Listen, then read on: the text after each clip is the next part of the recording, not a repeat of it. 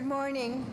The Board of Appeal for June 27th, 2017 is now underway. Just a reminder, make sure all your cell phones are off and any conversations are taken outside of the room. If you are here to speak either in support or in opposition to a project, please give us new information if somebody else has already stated a concern or anything else. Please try not to repeat. We just have a limited amount of time and we want to make sure we have as much information as possible. The BRA's recommendation and those of the Mayor's Office of Neighborhood Services and the community are all advisory to this board. We listen to the testimony and then make a decision. In conformance with the open meeting law, this meeting is being live streamed. Thank you. Mark? Good morning, Madam Chair. Good morning, board members. Good morning. This is the first order of business is the approval of the hearing minutes of June 13th, 2017. Can I get a motion, please? Motion to approve is read. Second. All those in favor? Aye. Any opposed? Motion carries. We're all set. Calling the extensions for 9:30. Calling the first case, BOA 459848, 132 Quincy Street. Is Quincy Street here? Call the second case, calling BZC 33169, 917 Bennington Street. It's Bennington Street here. Calling the third case, calling BOA 453352, 191 Paris Street.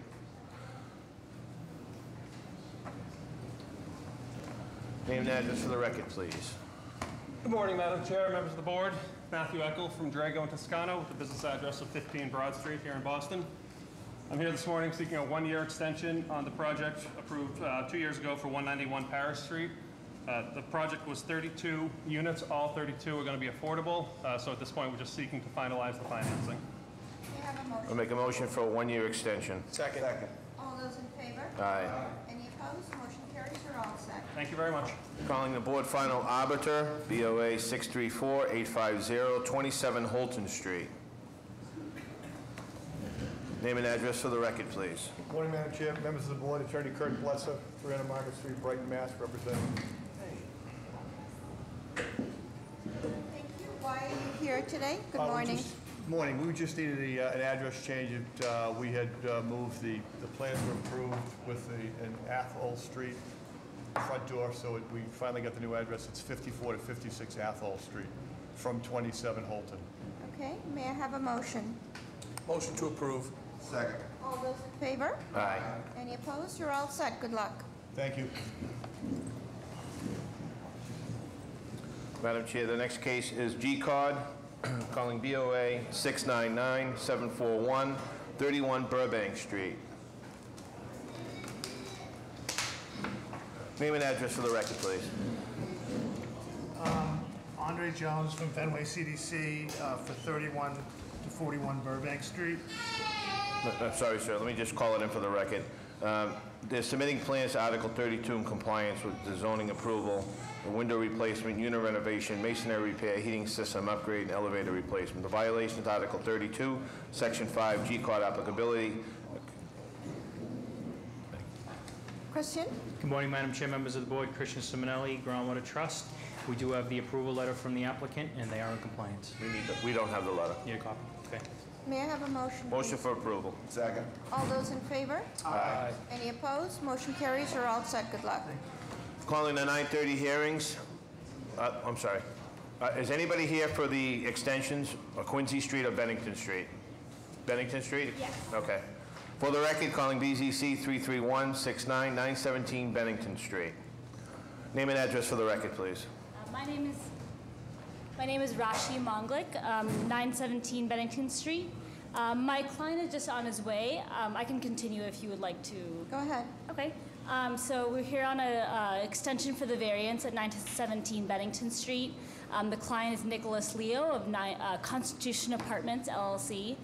They bought the premises in October of 2014 and have been working to finalize financing and prepare for construction They are requesting this extension because they've been continuing to work with the Boston Water and Sewer Commission for easement approval, as well as the BPDA for affordable housing units approval as well. So And you're requesting a one-year extension? we're requesting a 2-year extension.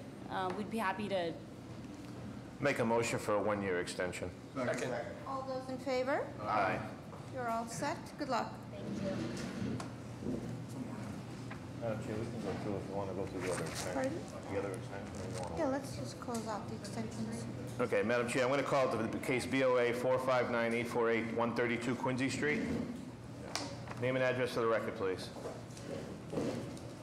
My name is Huggins Lafon. Address is 816 Morton Street, Mattapan, Mass. 02126. So please tell us what you're requesting. I'm requesting a one-year extension on the 132-136 Quincy Street project. For the record, Mr. Galvin is recusing himself. And what's the reason for this request? Because we just purchased the land, and the time on the Board of Appeals decision expires July 7th, and we haven't gotten our permits issued yet. So, I just want to make sure that I have enough time to, fulfill the project. I'll make a motion for a one-year extension. Second. All those in favor? Aye. Any opposed? You're all set. Good luck. Thank you. Calling the 9:30 hearings, are there any deferrals or withdrawals for 9:30? Hearing none, we'll call the first case. Calling case BOA 698-172, 76 Lakeshore Road. This is to build an addition to construct a full bathroom, first floor master, and on the second floor, frame new master bedroom entrance, walk-in closet, new deck on second floor, and build new stairs in the basement. The violation of Article 51, Section 9, insufficient side yard setback, 10 feet is required. Name and address for the record, please. My name is Matthew Barmer. I'm the homeowner, and the address is 76 Lakeshore Road, Brighton, Mass. 02135. Please tell us what you're proposing. So we're adding an addition to the first floor. It's about a 70-square-foot first floor addition and a 245-square-foot second floor addition. We're in violation of the zoning, which we're within 10 feet of the abutter's property line. Okay.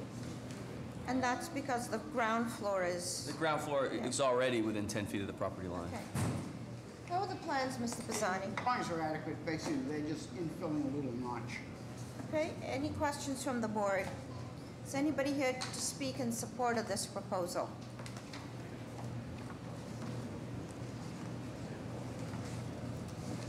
Madam Chair, members of the board, John Allison, Mayor's Office of Neighborhood Services, on behalf of Warren O'Reilly, we'd like to go on record in support. This project has been through the community process. Thank you. Good morning, Madam Chair, members of the board. Daniel Polanco on behalf of Councilor Mark Siomo. I'd like to go on record in support as well. Thank you. Thank you. Is anybody here to speak in opposition? May I have a motion, please? Motion for approval. Second. All those in favor? Aye. Any opposed? Motion carries. You're all set. Good luck. Thank you very much. Madam Chair, call the next two cases, BOA 633-286, 11 West Sorrento Street. There's a companion case, BOA 633-298, 36 Hopedale Street. The applicant's here? Okay. This is for 11 West Sorrento. This is to erect a new single-family dwelling on the same lot of an existing single-family dwelling with the address of 36 Hopedale Street. The violation is Article 51, Section 8. 2 single-family dwelling unit and 1 single-family zone is a forbidden use. Article 51, Section 9, lot size to erect a new building is insufficient. Article 51, Section 9, lot width is insufficient. Article 51, Section 9, lot frontage is insufficient. Article 51, Section 9, the floor-to-air ratio is excessive. Article 51, Section 9, minimum front yard requirement is insufficient.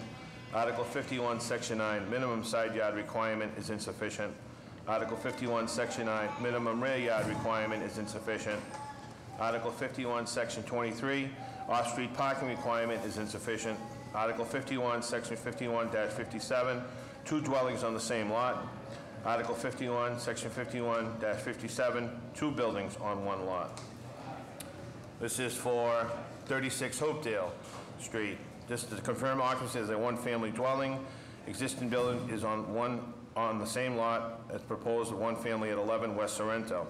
The violations, Article 51, Section 8. Mr. Porch, it looks like the violations are the same They're for different. this. They're different? Okay, Yeah. sorry. Article 51, Section 8, multiple dwelling units in a single-family zone is forbidden.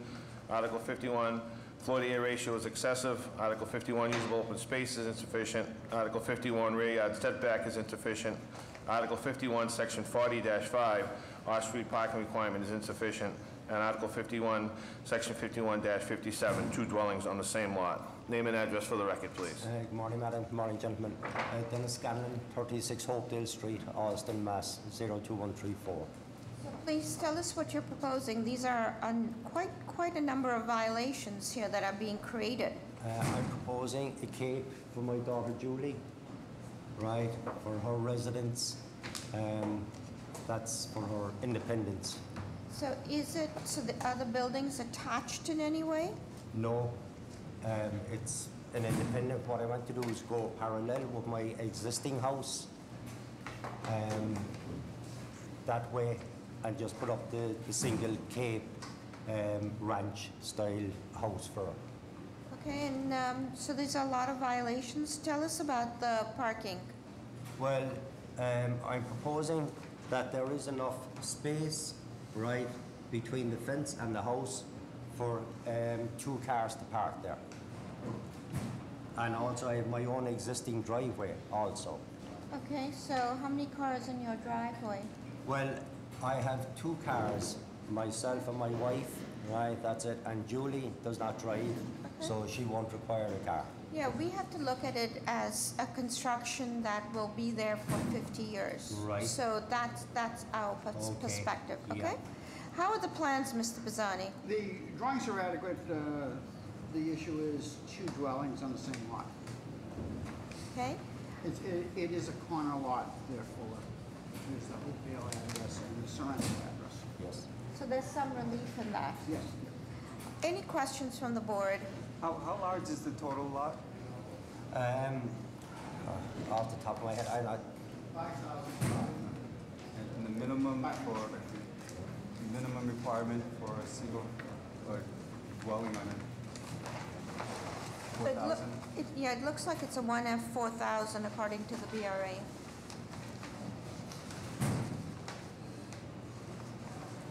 This board doesn't usually look favorably upon people who want to put a second house on the same lot. Okay. Any other questions from the board? Is anybody here to speak in support of this proposal? Is anybody here to speak in opposition to the proposal? Hold on 1 minute. Is anybody here to speak in support? Are you speaking in support? Yes? Yes.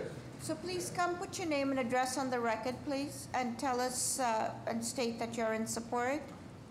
This.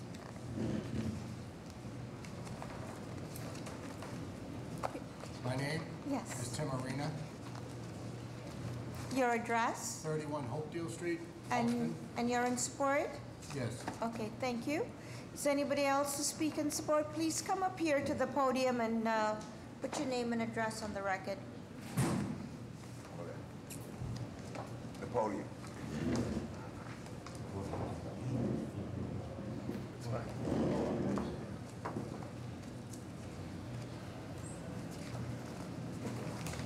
My name is Lawrence Cummings, and I live at 33 East 20th Street in Austin, Mass., and I'm for it. I've got no problem with it. Sir, what's your address again? Pardon me? What's your address again? 33 East 20th Street. Okay, thank you. Thank you. Okay. Is anybody here to speak? Are you in support or in opposition? Okay, please come quickly and put your name and address on the record. And if you have anything to submit into the record, Val, can you please take those? My name is Martha Rendon. I live at 30 Hopedale.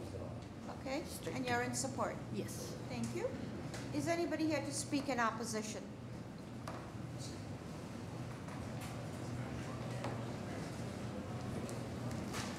Madam Chair, members of the board, John Allison, Mayor's Office of Neighborhood Services, on behalf of Warren O'Reilly, we'd like to go on record in opposition. Our office, as well as I believe Councilor Siomo's office, did ask the applicant to defer so he could return to the ACA for a vote. So since that hasn't been done, we have to go on record in opposition. What were the ACA's concerns? I think I will let the counselor's office speak to that. Madam Chair, members of the board, Daniel Polanco on behalf of Councilor Mark Siomo would like to go on record in opposition. This case went before the ACA a couple months ago, back in October, and they did not take a full vote on the project. And when we spoke to Paul Berkeley, he said that he would like them to come back just to review the plans and making sure that people are on the same page around that area. So we spoke last night. We spoke to the proponent. They said they would defer, and they went ahead and presented the project. So I'm confused as well as to why they did that. They haven't gone back to the ACA. And were there any substantial issues raised at the ACA meeting? There were. However, I know that Paul Berkeley, the president of the ACA, wanted them to come back and have some other thoughts on the project, and there wasn't a full vote taken at the time, so that's why we requested them to set up a meeting with the ACA to make sure that everybody is on board with the plans. Okay, thank you. Was there a discussion of the issue of two houses on one lot? There was. That's why the ACA asked them to come back, was to look at the plans again and look at take other alternatives. Exactly, and Okay. take a full vote on the project. May I have a motion, please? Motion for denial without prejudice. Second. Is that denial or deferral? Denial. Denial. Without prejudice, they can come back immediately with a revised scheme, which is apparently what it's being looked at. Is there a second? Second. All those in favor? Aye. Any opposed? I'm opposed. Motion carries. Let's see, talk to the Mayor's Office of Neighborhood Services so you can Okay. figure out next steps. All right. Okay? Thank you very much, madam. Call the next case, calling BOA 557-810, 82 Albano Street. This is a change of occupants from a single-family to a two-family residential. Remove roof and construct a 1.5-story addition. Construct a new rear deck and exterior stairs, and relocate the retaining wall. Proposed additional of one off-street parking. Violation of Article 60, Section 32, insufficient off-street parking. Article 67, Section 32, location of off-street parking shall not be located in any part of the front yard. Article 67, Section 9, insufficient additional lot area for each additional dwelling unit. Article 67, Section 9, excessive floor-to-area ratio.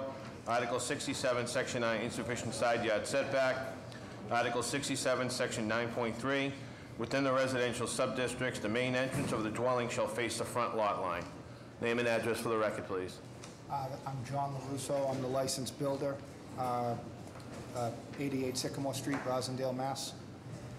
Good morning, everyone. I wanted to apologize, beg the board's pardon, as I'm the builder trying to represent the owner, so we don't have a zoning attorney with us, but.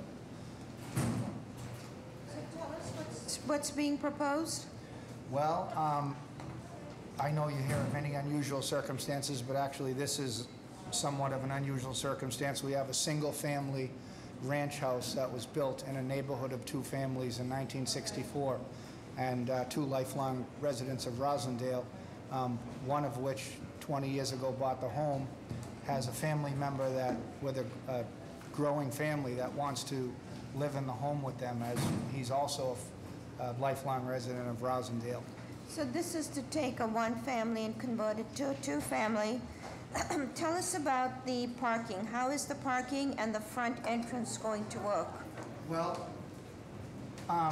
basically, there's already non-conforming parking out front. Is this the This is the rendering of what it will look like, but this is the neighborhood with the two-family houses, and there's a ranch on the cover of the plans, as the ranch shows the ranch single-story. It's 1.5 stories now. Okay. So, and the non-conforming parking out front has been there since 1964. And Are you proposing to extend it? Because it looks like you might be from, can you hold up the drawing for a minute? Sure. Because we have something from Google. we are, but we're only going to extend it by about 16%. We only have to go over 4 feet to get the third space. So we want to shave off this retaining wall here 4 feet, and it will give us the third parking space, so that we're we're in conformance with the And parking. where is the entrance to the second unit? It's on the side. Unfortunately, because it's a split-level ranch, we would take apart. So the elderly residents that live on the first floor, which are the aunts of the person that wants to build a second floor, the aunt and uncle, the way that it's designed on the first floor, we'd have to take away almost 20 feet of the first floor to make a hallway and a stairway up. So there's already an existing side entrance for the first floor. We made a second floor entrance to go up on the same setback as the stairs on the side. The neighbors didn't want us to go on the other side of the building with a stairway. That's why we couldn't make the front stairwell work. So this sort of extra wide curb cut that is currently there now? Currently there now existing. Be left alone? Be left alone. And the parking is all front yard? All front yard parking, unfortunately, but not... And is the footprint of that building the same as the ranch? Just going up? Yes, just going up, except with the exception of the side stairway that into the side setback. But again, it stays in line with the existing stairs that are there. You're also putting on a rear deck? The rear deck is for the secondary egress. Can be a stairway with a landing, but... How are the plans, Mr. Pisani? The drawings are adequate. Okay, I'm sorry, ma'am, what did you... Hold on, any further questions from the board? Is anybody here to speak in support of this proposal? I actually have letters of support. Please give that to Val. Submit them. Go ahead. Good morning, Madam Chair, members of the board, Dan Murphy, Mayor's Office of Neighborhood Services. This project had 2 community meetings, and both community meetings, there was no opposition, in addition to petitions for letters of support, so I'd like to go on record of support today. Thank you. Good morning, Madam Chair, members of the board, Walter Applewhite, Councilor McCarthy's office. We'd also like to go on record as support. Madam Chair, members of the board, Paul Sullivan. On behalf of City Council at Large, Michael Flaherty, Councilor to go on record support. Patrick Mahoney, owner of 47 Florence, in strong support. Is anybody here to speak in opposition? May I have a motion, please? Motion to approve with continued BPDA design review. Second. All those in favor? Aye. Any opposed? Opposed. Motion carries. Thank you. At 10 o'clock. Just for your information, the fire alarm will be going off at 10 o'clock, which is in about a few minutes. So we need to evacuate the building. So this is just a heads up, okay? So let us just find out if anybody who came in late is requesting a withdrawal or a deferral of their cases. No? Okay. We'll call the next case until the fire alarm. Calling VOA 702-594, 4000 Washington Street. This is to remove the proviso or takeout granted for the petitioner only for this use only. The violations, Article 6, Section 4, other conditional, NECC as protection. Name and address for the record, please. Morning, Madam Chair, members of the committee. For the record, my name is William Mohan. I am representing Boston Pie, Inc., and I have with me Mr. David Jenks, who is the president of Boston Pie, and I will speak as fast as I possibly can. Please do. So this is a request to take out to this petitioner only. Has this applicant have previous experience with takeout in the city of Boston? Yes, Mr. Jenks and Boston Pie is the largest Domino's franchisor in New England. Currently owns 34 Domino's franchises, and recently purchased 6 Boston franchises from TBD Pizza, Inc. Okay. And just another question. Sure. What are those boards called?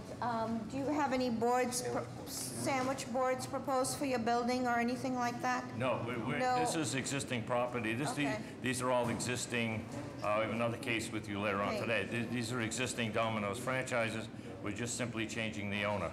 just for this property. Correct. And the current has takeout use, obviously, right? Oh, yes. How are the plans, Mr. Bazzani? Drawings are adequate. Any questions from the board? Is anybody here to speak in support of this proposal? Madam Chair, you have presented 2 letters, one from the Rossendale Business Association and one from Castley House, and Thank you. Rossendale supporting it. Madam Chair, members of the board, John Allison, Mayor's Office of Neighborhood Services, on behalf of Dan Murphy, we'd like to go on record in support. Madam Chair, members of the board, Walter Applewhite, Councilor Tim McCarthy's office, we'd also like to go on record in support. Good morning, Madam Chair, members of the board, Gary Webster on behalf of Council President Michelle Wu. We'd like to go on record of support. Is anybody here to speak in opposition? May I have a motion, please? Motion to approve. Second. Second. With the usual takeout language? Yes. Yes. Okay. Does the building have any grates on it? I believe so. No. No. It's a new building. Okay.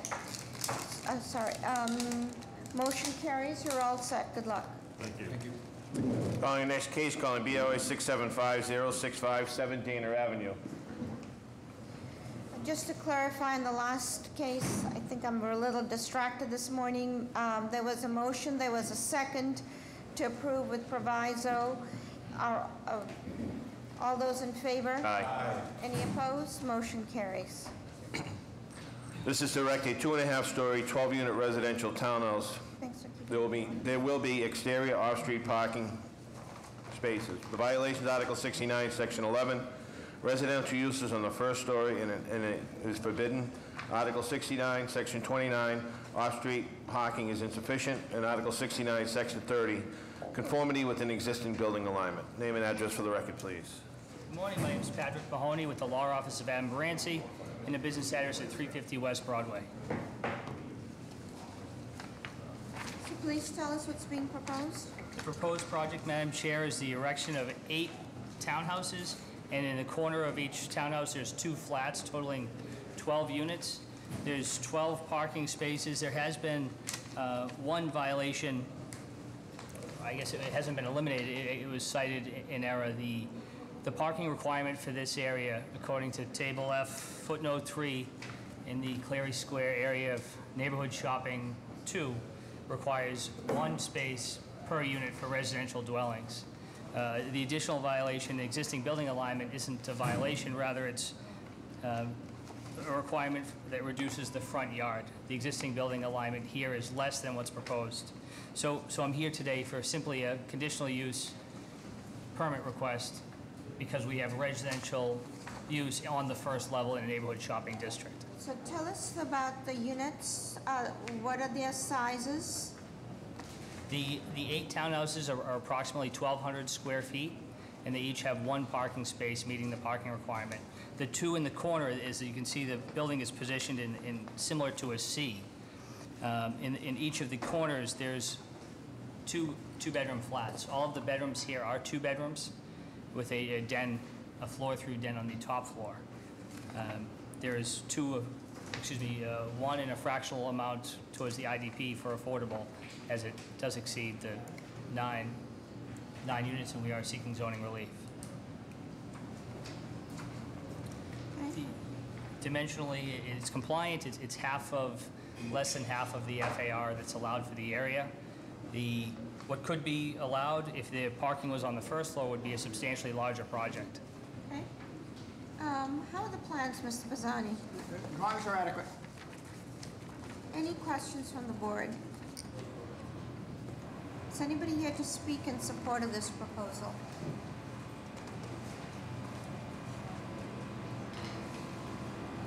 Madam Chair, members of the board, John Allison, Mayor's Office of Neighborhood Services, on behalf of Brian Flynn, we'd like to go on record in support. This project has been through the community process and has the support of the abutters. Thank you. Good morning, Madam Chair, members of the board, Walter Applewhite, Councilor McCarthy's office. I'd like to echo the sentiment of the mayor's office. They have the support of the abutters, and we'd like to go on record as support. Madam Chair, members of the board, Paul Sullivan, on behalf of City Council at Large Michael Flaherty, Council to go on record support. What's on the site now? It's a 3-family. How many stories? 3 stories? It's 3 stories. It's just over 2.5. The building here is 2.5 stories. It's So a, what is the height of the new proposed building relative to the existing? the height of the proposed building is 32 feet, 40 feet's allowed in this area. Is anybody here to speak in opposition to this proposal? May I have a motion, please? Motion to approve with continued BPDA design review. Second. Please, if there could be some screening and buffering, it has the feel of a very suburban motel-looking structure so that it has a different feel to it. All those in favor? Aye. Any opposed? Motion carries. You're all set. Good luck. Thank you. Calling the next case, calling BOA 69695. That's a longer one. Cases and Bismarck.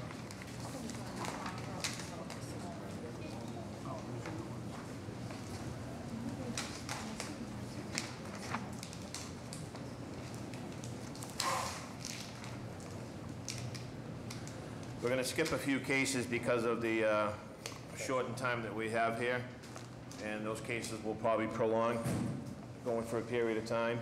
So I'm going to go to the next case, which would be down at Bismarck Street. Is Bismarck Street here? So case BOA 694-598, 21D to 35K Bismarck Street. This is a change actually from office, light manufacturing, food processing, dance studio, restaurant with live entertainment before 10:30 p.m., restaurant with live entertainment, fitness center, gym to add a daycare preschool for 49 kids older than 2.9 years. Violations Article 55, Section 19. Daycare is a conditional use in a local industrial subdistrict. Name and address for the record, please. Shannon Nelson Pope. It's 284 Amory Street, but that's our mailing address. It's Bismarck Street. So tell us what you're proposing. I'm proposing a conditional use to allow for a preschool in our current commercial space. I've been a tenant of the brewery complex since 2009, and I'd just like to add a preschool within my space. And what's the capacity for your current space? Sure, so the capacity would be set at 49. However, we're seeking to have 2 classrooms of 12, so we'll do half of that at 24 children. How are the plans, Mr. Pisani? The drawings are adequate. And you need state approval for this anyway? We do. We're currently in the licensing process. Okay. Any questions from the board? Is anybody here to speak in support of this proposal?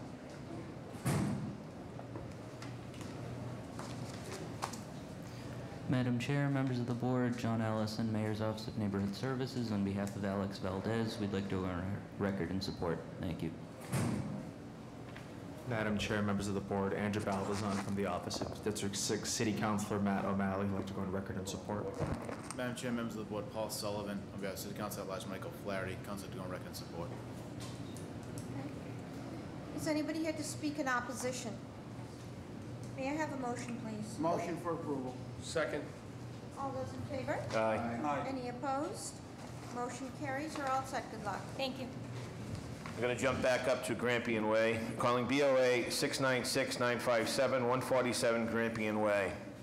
This is a combined 147 Grampian Way, 15,000 square foot lot line, Alpine Way, parcel 13 of 9,102 square feet for a total of 24,111 square feet.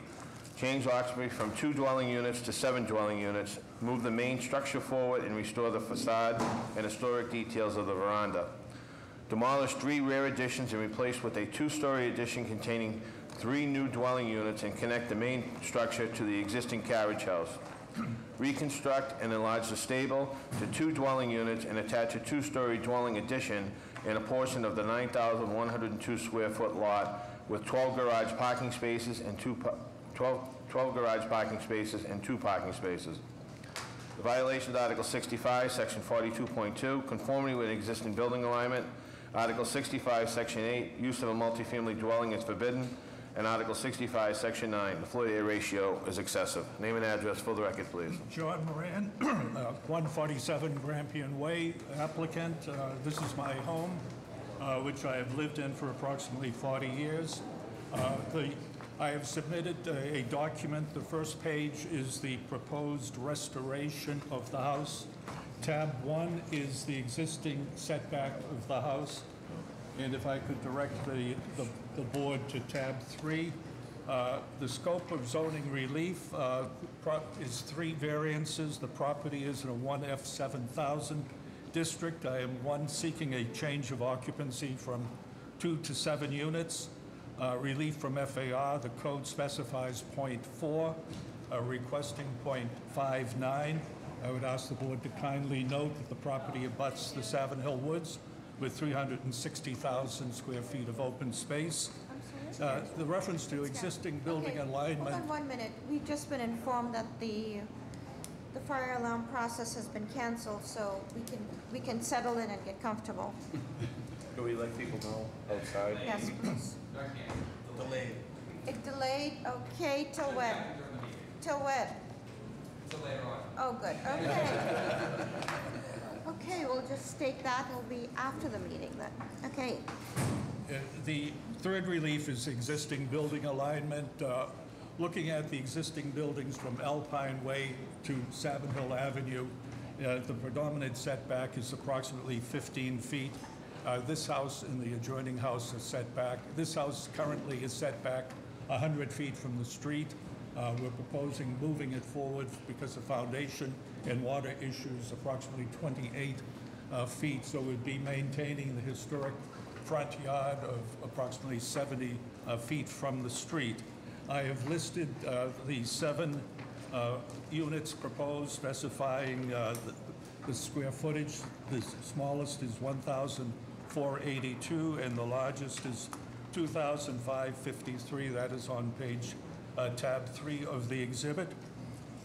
By combining the 2 lots, we have a total of 24,111 square feet. The main house is being moved forward and restored to replicate how it appeared about 1890. I have a photograph of that house. The problem with the current foundation is the house is built on a rear pudding stone slanted ledge. In the front of the house on the right-hand side is another outcropping, and in between was used pudding stone rubble. A significant amount of water comes down from in back of the property. I would like to note that I have the support of the Savin Hill Civic Association, the direct abutters who are most visually affected. I would like to submit 30 letters of support plus a petition signed by 17 people. And would like to thank those neighbors who have spent the time to come in today to support this proposal. I also have the enthusiastic support, endorsement, I should say, of the Dorchester Historical Society in reference to the preservation of the house. In tab 2, there's a photograph illustrating the front yard, the line of the 15-foot setback, which I am seeking relief. I would note that the adjoining property, which is up in the upper right-hand section, is 189 Grampian Way. It is built on top of the pudding stone and is densely screened and will be minimally affected by the proposed development. The property at 191 Grampian Way, which is the red house, will retain the open space vista. And again, most of the development is to the right side, to the rear and the right side of the lot. The next photo. Can I just go, please, just jump a little bit? Can you explain as we look at diagram A0.1, if looking at the front of the building, can you, the print is just so small I cannot see it. Can you just tell us what's happening on the, as you look at the building on the left side? Are those decks, what are they? If you look at the building, the elevations, I think, illustrate what's going on. This is a site plan. The existing egress will be, to the property, will be from the existing curb cuts on Grampian Way. Okay. The difference in elevation between Grampian Way and Alpine Way is approximately 45 feet. The proposed additions are the lower level are garage, 12 garage parking spaces, 4 of them on an addition between the main house and the carriage house, 2 inside the carriage house, and then there's a connector between the new construction, which is additional garage parking spaces, all cut into the slope.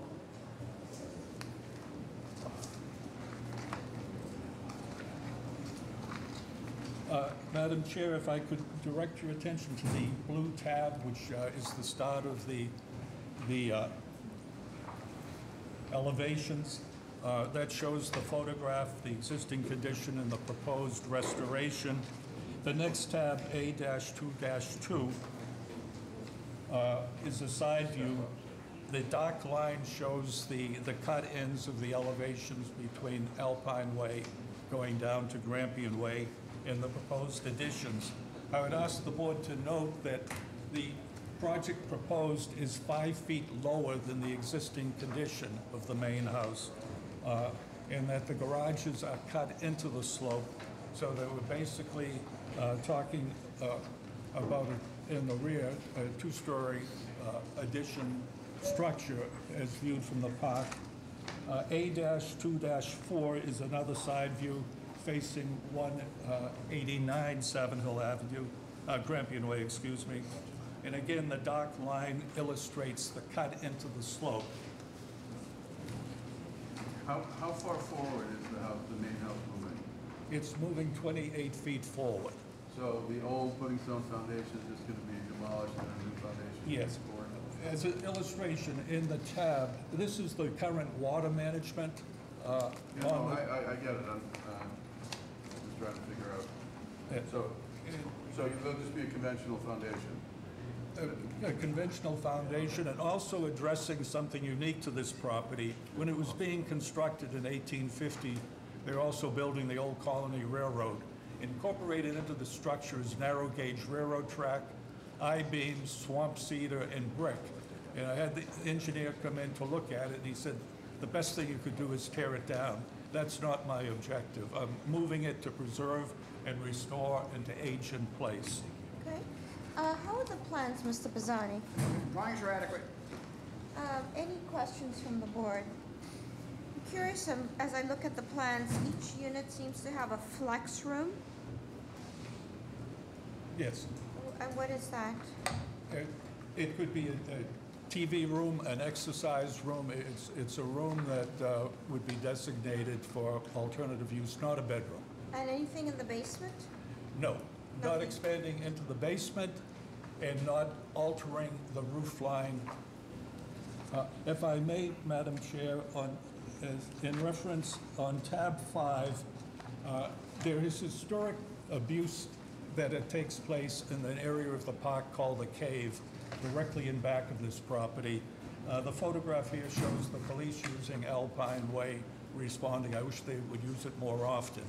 But a part of the support by the immediate neighbors who are affected by the drinking, drugging, and prostitution that occurs up in this area of the park is that we are creating more eyes on this area of the park. On tab 6... So does this mean that because you're abutting a park, you need Parks Department review of this project too? Yes. It does. Okay. Mr. Moran. Go ahead. Sorry. You have a question? I Go do. ahead. Can you explain to me the neighborhood process you went through? Yes. I had an initial site meeting where approximately 40 people appeared. Half a dozen people are opposed to this project, citing mainly that I'm altering Alpine Way, increasing traffic. I am keeping Alpine Way the way it is. It is a private way, open Just to the the process. Just tell me what else, how many other meetings Then you we had? went before the planning board. The planning board made a recommendation of 5 units. I said economically I could not do this project, would not take the risk. Appeared before the Columbia Civic Association. They voted to support the 7 units. Then the last meeting was by the Mayor's Office of Neighborhood Services. No more than a dozen, I wouldn't even say a dozen people appeared. The people who were opposing Some people who do not live in Boston were present, voicing their objection. That was the community process. I am blessed to have neighbors who are most directly affected by this project appearing today to testify. If I may continue. No, please, hold on. Is anybody here to speak in support of this proposal? Good morning. Madam Chair, members of the board, my name is Frank Baker. I'm the District 3 City Councilor. I'm here to voice my support for this. John's lived in this building for 40 years here now, so we're doing a couple things here. John will be able to age in place. We're also going to retain the historic character of the house. I think the units that are going in back will be low impact. You won't even see them from the street. My one concern is the Alpine Way. I think a lot of the dissent was people were thinking that Alpine Way was going to be paved over and a gate. None of that is happening, and like you noticed earlier, this will need Parks Commission approval. So again, here to voice my support. Thank you. Thank you. Karen Foley, good morning, Chair, members of the board. Councilor Nisa Wasabi George echoes Councilor Baker's sentiments and approves this project. Thank you. Thank you. Madam Chair, members of the board, my name is Catherine O'Neill, and I'm just a neighbor here in support of my neighbor, John Moran, and thank you. What's your address, please? 170 Savin Hill Avenue. Thank I'm you. a direct abutter. Thank you. Barry Latterman at 225 Savin Hill Avenue. This project will enhance the neighborhood. There are no detrimental effects. Most importantly, the existing house structure will be retained, which will help maintain the character of the neighborhood, and he's providing parking spaces to accommodate the potential new residents. Thank you. Thank you. Is anybody else here to speak in support? Peter McNamara, 20 Grampian Way. I'm in support, very much so. Just recently, I have 24 and 18 Grampian. We just got a letter from a developer who asked us to sell for a very good amount of more money than the house is worth, because they want to tear down our house and the 3-family next to us and do a project similar to what they did at 24 Grampian, which I live next door. 24 Grampian, as you're aware of, is a much smaller lot, and they have eight houses there now. They're all condominiums, so we get around it. And I'm just afraid that if John doesn't go through with this, that land is very, very valuable right now. And there are developers out there looking for it. Because just about everyone who lives in Savin Hill gets letters all the time asking us if we want to sell our house. So I am in favor. Thank you.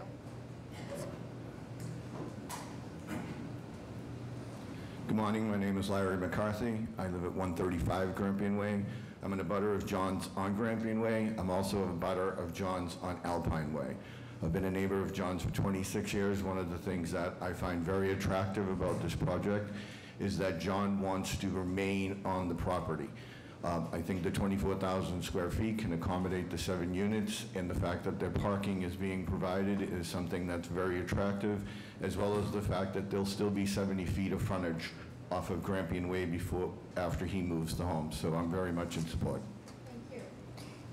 All those who are here to speak in opposition, can you please start lining up? And, okay? So that we can move this meeting along a little bit more quickly.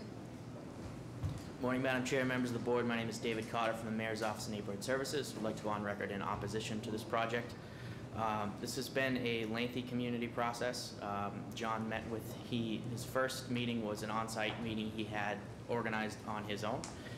It had no involvement or representation from the Mayor's Office.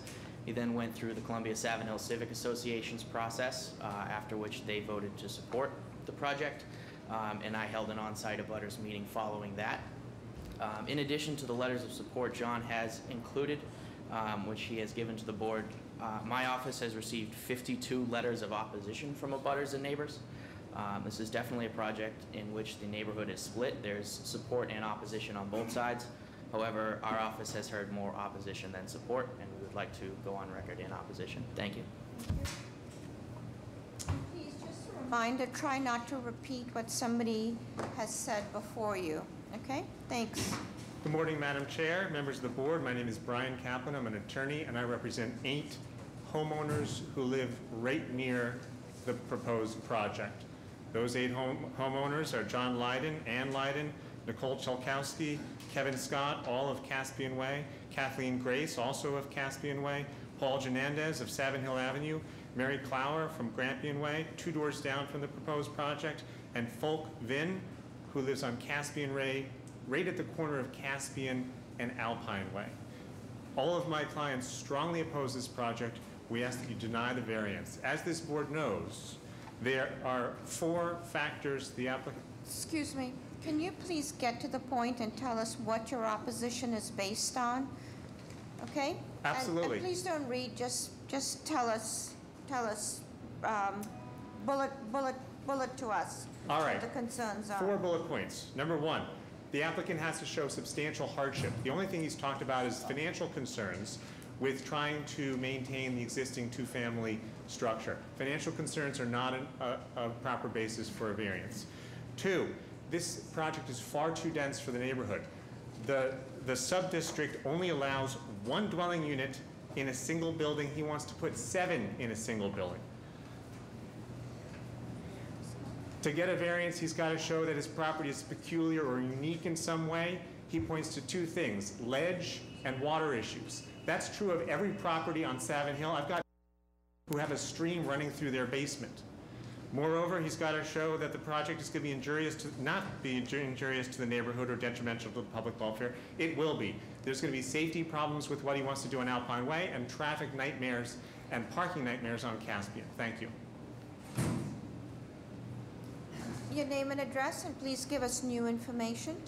My name is Paul Janandez. I'm a resident at 176 Savin Hill Ave.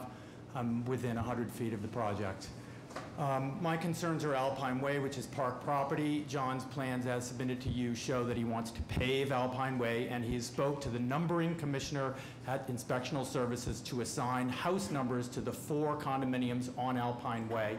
Also, he needs to prove that he has at least 30-foot width on Alpine Way, which he has not proved. He submitted 1 document, which was a site plan generated by the company that did his survey for the project, and that site plan that said Alpine Way was 30 feet only referenced 1 document from the past, which he described as a plan of land, which he himself paid for in 1988. There is no documentary evidence for the 30-foot width. I'm just trying to understand. So your concern is Alpine Way and the width of Alpine Way? Yes, my concern is that that is park space, and the buildings he wants are going to be 2.5 stories above street level at the park side with no setback and 116 feet wide along the park frontage. Alpine Way is a narrow dirt road. It is grass, it is trees, it is the park. Okay, thank you. Next person, please, your name and address and new information. Kathleen Grace, 10 Caspian Way in Dorchester. I live directly across the street from Alpine Way, and that will create havoc on our street and on that side. So you were already represented by the attorney, right? Yes. Yes, okay, so we've, in essence, heard your concern via the attorney. Okay. Thank you. Nicole Chalkowski, live at 5 Caspian Way, Unit 2. I am opposed to the project for the reasons already stated. And again, you're represented by the attorney? Yes. Okay, so we've already essentially, are either one of you represented by the attorney who spoke previously? We are. I had 3 reasons that I was going to give to you, but I won't. If you'd allow me to just say 2 or 3 sentences. Yes, please, put your name and address on the record. Sure. Madam Chairman, members of the board, my name is John Lyden, and this is my wife, Ann Lyden. Together we live at 5 Caspian Way, unit number 1. Originally, I had 3 reasons that reiterate what you've already heard today. The only thing I want to mention that hasn't been said already is that we are not in opposition to any development there. We are in opposition to this project. We first learned of the project on February 22nd. Since then, there have been a lot of feedback. I've listened to the presentation from Mr. Moran a half-dozen times. I've given him feedback, other people have given feedback. There have been no changes to the project. With some, depending on your opinion, significant or minor adjustments, we would support this project. We ask for more community involvement and more feedback to work together with Mr. Moran. Okay, so again, I just want to make sure that we are clearly hearing from new information. And what I'm gathering is that the attorney who first spoke represented everybody who was in line. Is that right? Yes, you're correct. Yes, so, okay, so we've heard from you via him, so thank you. Thank you. Okay, now, based on this information, may I have a motion, please? Before we put a motion forward, I'm wondering if the proponent thinks that there's an opportunity to defer this and try to work this out, or? Yeah. From an economic point of view, at my age, proposing this project to age in place, Mr. Leiden arbitrarily has said you can Please, do... no names. Okay. We just need to Okay, answer the it's been question said- directly. Yeah, it's been said, well, why don't you do 5? Economically, it's too risky for me. Also, if I may, Madam Chair, I am doing nothing to Alpine Way. It clearly is shown as a public way, 30 feet wide, as when the Park Department made a taking of the property that abutted the other side of Alpine Way. That taking clearly lays out Alpine Way. Its narrowest point is 30 feet. The code does not require that it be paved. I have no intention of paving it. It would negate the bucolic atmosphere that this project proposes. Okay, so did that answer your question? May I have a motion, please? I'm going to make a motion to approve the BPDA design review. Second. All those in favor? Aye. Any opposed? Motion carries. You're all set. Good luck. Thank you. Calling the next cases. Calling BOA 700-050, 3690 Washington Street. There are 3 companion cases, BOA 707-927, 3690 Washington Street, BOA 700-0046, 3686 to 3688 Washington Street, and Kelly's BOA 707918, 3686 to 3688 Washington Street. This is for 3690 Washington Street. This is to construct a new 43,142 square foot, 6-story building with commercial retail on ground floor and 45 residential units on floors 2 to 6. The violation is Article 29, Section 4, Greenbelt Protection Overlay District. Article 55, Section 16, ancillary parking is forbidding. Article 55, Section 17, the floor to area ratio is excessive. Article 55, Section 17, the building height is excessive. Article 55, Section 17, usable open space is insufficient. Article 55, Section 17, rear yard is insufficient. Article 55, Section 41, 55-41.12, 2 or more buildings on the same lot. This is for 3690 Building Code. Violation 705.8, open of exterior walls. Does not allow the unprotected opens with 0 to 3 feet in property line. This is for 3686, 3688 Washington Street. Construct a new 215,755-foot square building, 42,460 square foot underground garage connecting the underground to 2 to 6-story buildings with commercial and retail on the ground floor, and a total of 205 residential units on floors 2 to 6, and 121 parking below-grade parking spaces and 25 on-site parking spaces. The violation is Article 29, Section 4, Greenbelt Protection Overlay District. Article 55, Section 9, 55-9.3, the location of the main entrance. Article 55, Section 8, multifamily dwelling is forbidding. Article 55, Section 8, retail and service use is forbidden. Article 55, Section 8, and accessory parking to a multifamily is forbidden. Article 55, Section 8, ancillary parking is forbidden. Article 55, Section 41, 2 or more buildings on the same lot. Article 55, Section 9, the front yard is insufficient. Article 55, Section 9, 55-9.2, the rear building does not front on a street. Article 55, Section 9, the floor to area ratio is excessive. Article 55, Section 9, the building height is excessive. Article 55, Section 9, rear yard is insufficient. This is for Building Code 3686 to 3688. Violation is 705.8, open of exterior walls per table. 705.8, exterior wall openings exceeded the 25% of exterior wall within the 5 to 10 feet of the property line. Name and address for the record, please. Good morning. My name is James Green. I'm an attorney with Rubin & Rubin at 50 Rose Wharf. I'm here on behalf of Criterion Property Company, the developer of this site. And with me to my left is Jack Englert of Criterion Property Company and Nancy Ludwig of Icon Architecture. As Mr. Fortune indicated, there are 4 matters before the board. There are 2 lots here, and each lot has basically the same violations. Mr. Green, as Yes, is ma'am. as is our as we usually do at every meeting, can you address the building code violations first, please? Sure. You want me to give you a project overview first, a short one? No, we will get back to that, but Okay. tell us whether you still need these, this relief or not, and what you're doing to mitigate. Right. This lot is located across from the Forest Hills Railway train station, the MBTA station, and as shown in this plan, as shown in the plans filed with ISD, the lot is bisected by the Boston Water and Sewer Commission land, within which is the Stony Brook conduit. This area is approximately 25,000 square feet, about 600 feet in length and it's about 40 feet in width. What it is a conduit which is 3 feet by 4 feet below grade, plus a sewer, which is about, I think, 2 by 4. The project is located on parcel A on Washington Street and parcel B to the rear, separated by this conduit or BWSC area. It's a right-of-way. Because the building's front on this area, the fire separation distance cannot be measured because this is not a public street. Under 705.8, we need protectives on every single window, which we don't have, but the buildings are fully code compliant, they're sprinkled.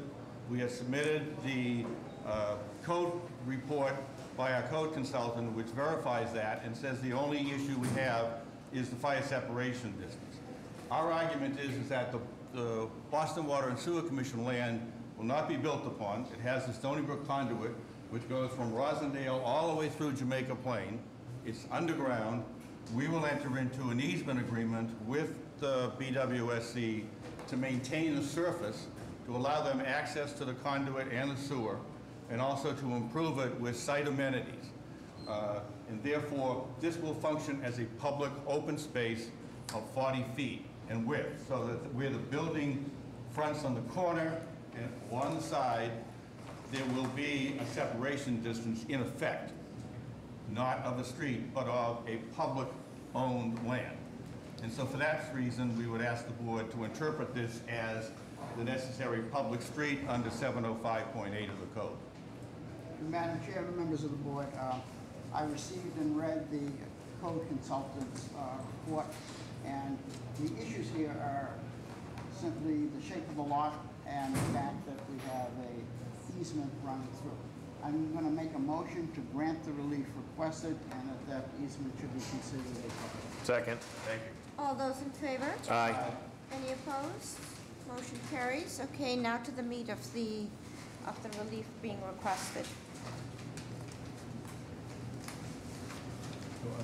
I have submitted to you a booklet which shows the illustrations of the project and some of the aspects. I would also like to submit to the board a copy of the letter from the JPNC in support, the zoning committee, and a copy of the disclosure statement which has been previously filed, and also copies of the BPDA or the BRA board approval back in January and the scoping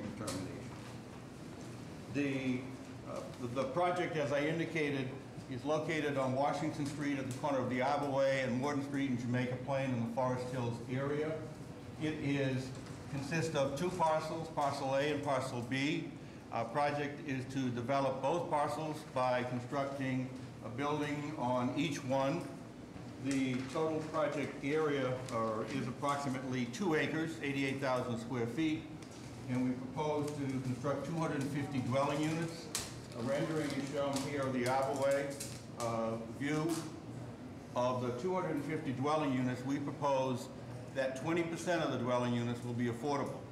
That is far in excess of the requirement IDP, which is 13%. Additionally, the project will have approximately 146 parking spaces, of which 120 parking spaces will be located within a first floor podium garage. If I could just turn your attention to a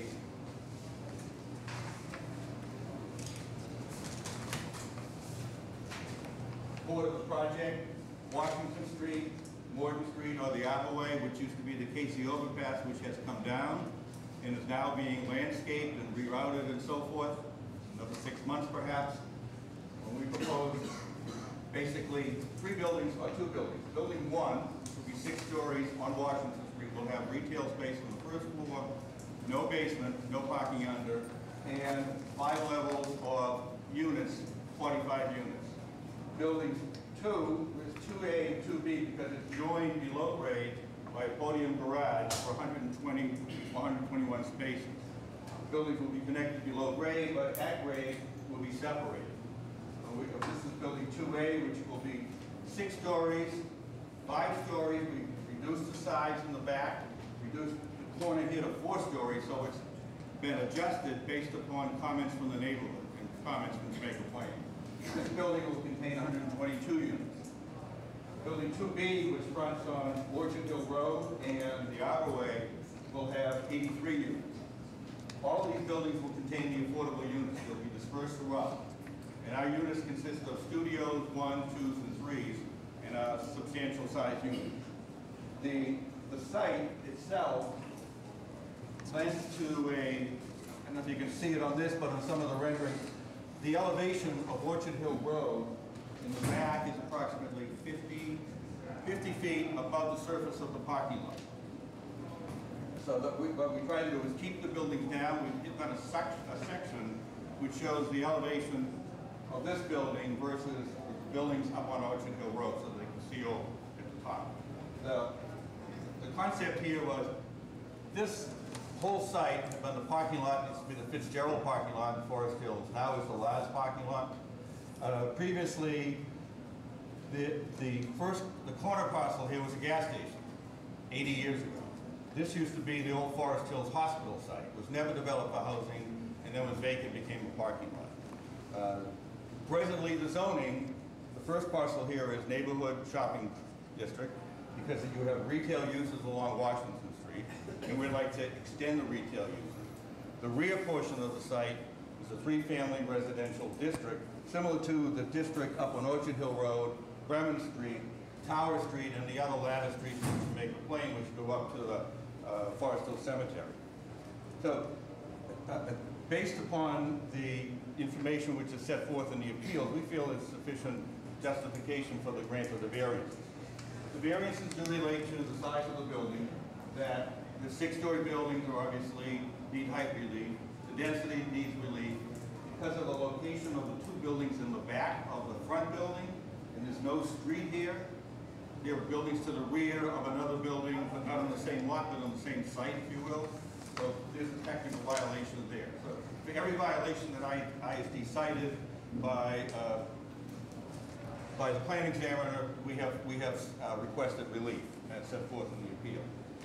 What I'd like to indicate is that Jack Englert started this process back in 2015, 2016, and actually knocked on doors in the neighborhood, went to abutters, talked to everybody, talked to the retail owners, and received a number of indications of support.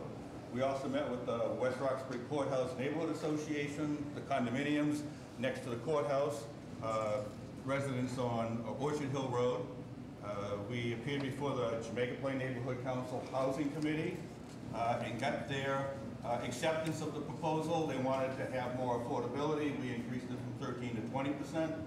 And we went to the Jamaica Plain Neighborhood Council Zoning Committee twice for an informal presentation and a formal presentation and received their support. We were gratified that we had the support, but I think it's because of what Mr. Englert did in doing the door-to-door foot traffic and talking to the neighbors. It made the project better. It brought some of the height down, moved the buildings back, We have extra parking on the lot here, which we're going to allow to be used by the funeral home director, who's on the corner of Tower Street, who parks in the back but would not be able to have enough parking. So we said we'll make that available for you. To the extent that we can make available other spaces, we will. That's why the citation talked about ancillary parking and accessory parking. So, Mr. Green, hold on 1 minute. How are the plans, Mr. Pisani? Drawings are terrific. Any questions? I just have a question about you're replacing a lot of parking there, and I assume the people who park there take the T downtown. Any idea what's going to happen to all those people who park So there? that's been a question from the beginning that we've tried to deal with. Actually, 300 people park there every day. 15,000 people get on the train at Forest Hills every morning as well. So it is a small percentage, although for those 300, it's going to be an issue. We first met with the MBTA to see if there could be some relief across the way on their big parcel. They were receptive to it. The neighborhood is planning for bigger and better things there than a parking lot, so we kind of shut that down. We're trying to work with the neighbors in terms of resident parking stickers to ensure that these people don't park in the neighborhood, and we'll start that process with the neighbors as we go forward. There are other locations that we researched, not so much on the Orange Line, obviously, because that's the first stop, but also the commuter line that starts, as far back as West Roxbury and Roach Brothers in West Roxbury, trying to figure out how many spots there are. It's going to be a learning process initially. The LAS parking people do not want to operate it as a parking lot anymore, so whether we do it or not, I don't think it will continue to be a parking lot, and we are doing our best to help the neighborhood to ensure that those people that do park there don't infiltrate the neighborhood. The number of units and the number of parking spaces, just remind me? Yes, the 250 units is approximately 146 parking spaces. It's 0.6. Our development at Hub, at the Forest Hills at JFK train station, we have a parking ratio of 0.5 there, and we're actually seeing a usage of about 0.4. So we do think we have some additional parking necessary, whether or not it's available to the public. Right. I mean, the concept now is that all of those parking spaces are for the people who live there, right? Correct. Yeah. And the ancillary parking, is that purely for the funeral home, or is there any other plans for that? So one of the first things we did when we met with the funeral home, because they do have a number of large funerals and we didn't want to put them at a disadvantage by taking the parking, we asked what they thought they needed, could they survive as well if we were able to give this particular lot. So I've talked to them about possibility of a shared situation with some of the retail abutters. We haven't spoken with every retail abutter. I've made an effort to talk to as many people as I possibly can. And there will be a possibility of some sharing, on difficult days with snow and things like that. The funeral home has been very receptive, but I have made a commitment to him that I would not hurt his business and provide this for him. And tell us about the circulation into the parking lots, into the garages, and out. Sure. The circulation is off Washington Street through here. We did have circulation off Orchard Hill Road initially. Well, we terminated that. There was a curb cut on Morden Street. We terminated that. This is a fence there. If you use the parking lot, you can see that fence there. So the circulation is through here. There's a roundabout here. Circulation into the garage here.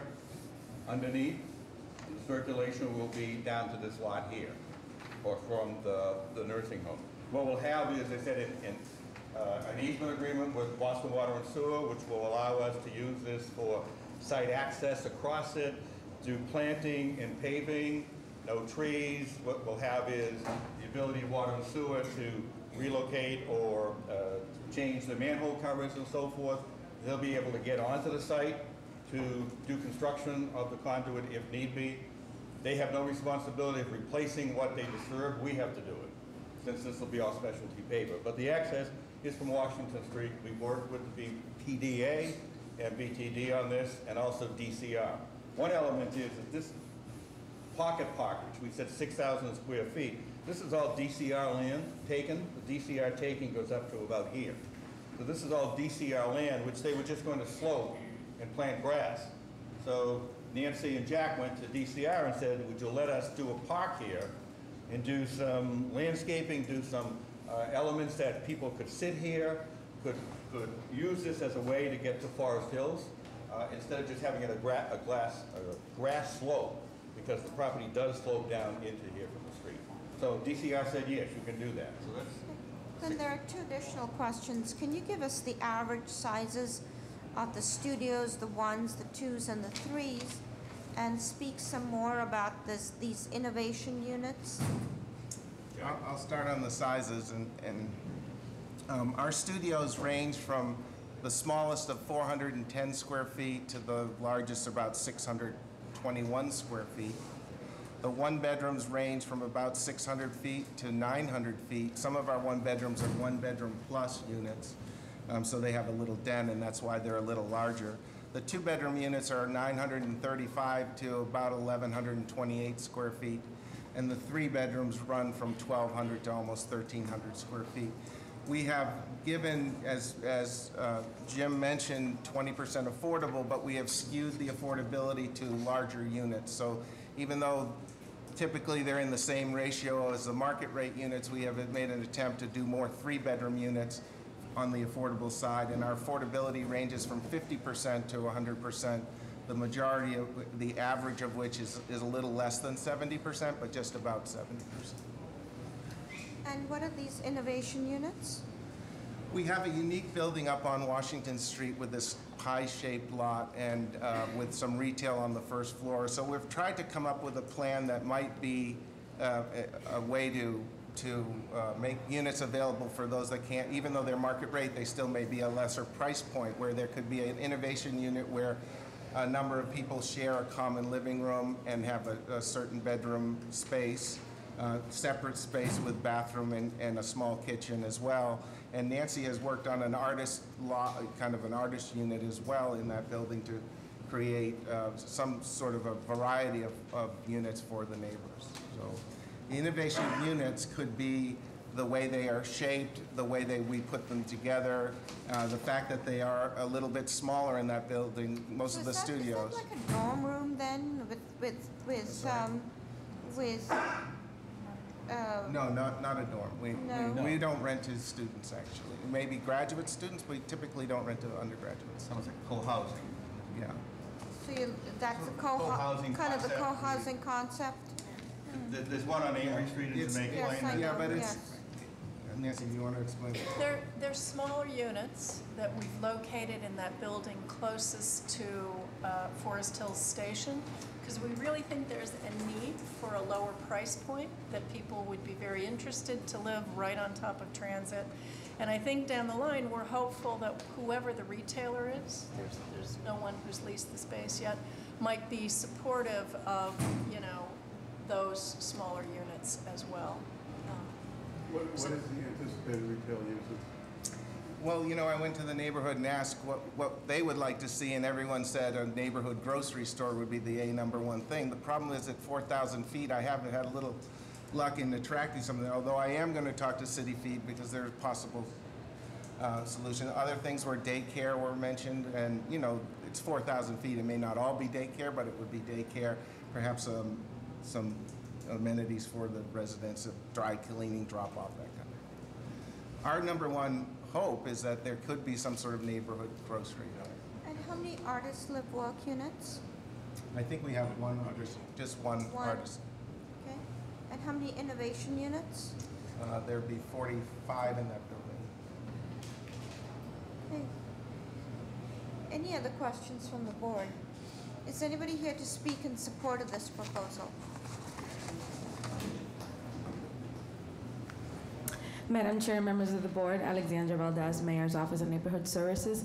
I would like to go on record to support. They have gone through an intensive community process with getting approval back in May from the Jamaica Plains Zoning Committee. Thank you. Madam Chair, members of the board, Andrew Balazon from the Office of District 6 City Councilor Matt O'Malley. I'd like to go on record in support. Madam Chair, members of the board, Paul Sullivan, on behalf of the Council at Large, Michael Flaherty, Council to go on record in support. Madam Chairs, members of the board, Phil Cohen from the BPDA, speaking here in support. One of the major issues in this community is affordability, so the BPDA board especially recognizes and appreciates the 20% affordability, the 50 units of inclusionary development policy units. So we really appreciate that and support this project. Thank you. Curiosity, we've seen a lot of projects along Washington Street and Hyde Park Ave. What's the total count? Do you have a sense of that? I'm not sure, ma'am. I do know it's a lot, but I would have to count them up. Okay, thanks. Madam Chair, members of the board, Minor Perez, representing the Carpenters Union.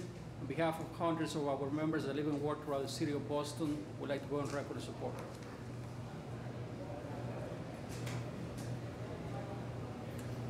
Madam Chair, members of the board, on behalf of the Building and Construction Trades Council in the region, we just want to say thank you for all the work you do and sitting through all of this work. We appreciate it. And on behalf of this project, we fully support it. We have been in really good conversations with our contractor partner, Demio, and taking a labor management approach to this one. And Jack and the team at Criterion have done a fantastic job of reaching out to every stakeholder in the community. And they've been involved in conversations with us for a long time to move the, help out on this project. So thank you. We speak on behalf, we speak in favor, and thank you for your time. Brian, you want to put your name in? Sure, I'm address for sorry. the record? Brian Doherty with the Building Trades Council. Thank you. Thank you.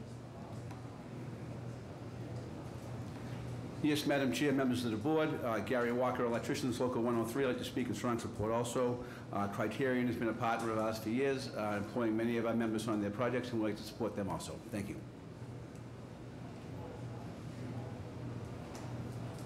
Good morning, Madam Chair, members of the board. My name is Barry Cady. I'm a business agent for Plumbers Local 12. The members of Local 12 who live in the city of Boston unanimously and without exception support this project. Even a few abutters who live very close who are members of ours. We support this project. We think it's a good project and good for the community. Thank you, Madam Chair.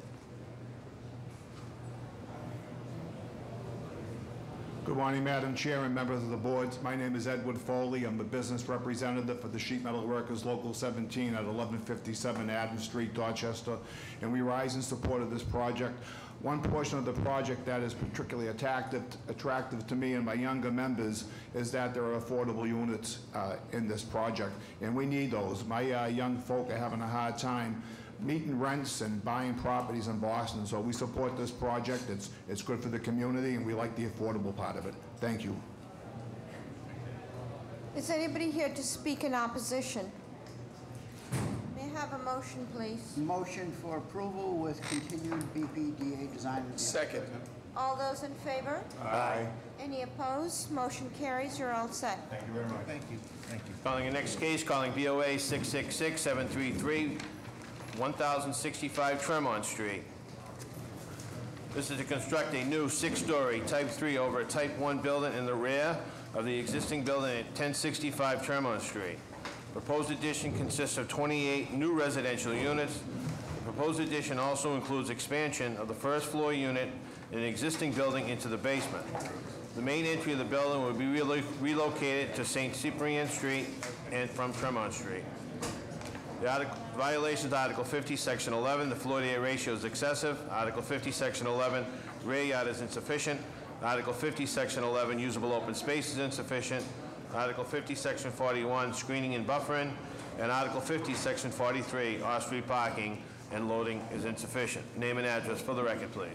Good morning, Madam Chairwoman, Mr. Secretary, members of the board. My name is Andrew Cara. I'm an attorney here in Boston at Rubin and Rudman, having an address of 50 Rose Wharf. To my right, I'll let members of the project team introduce themselves.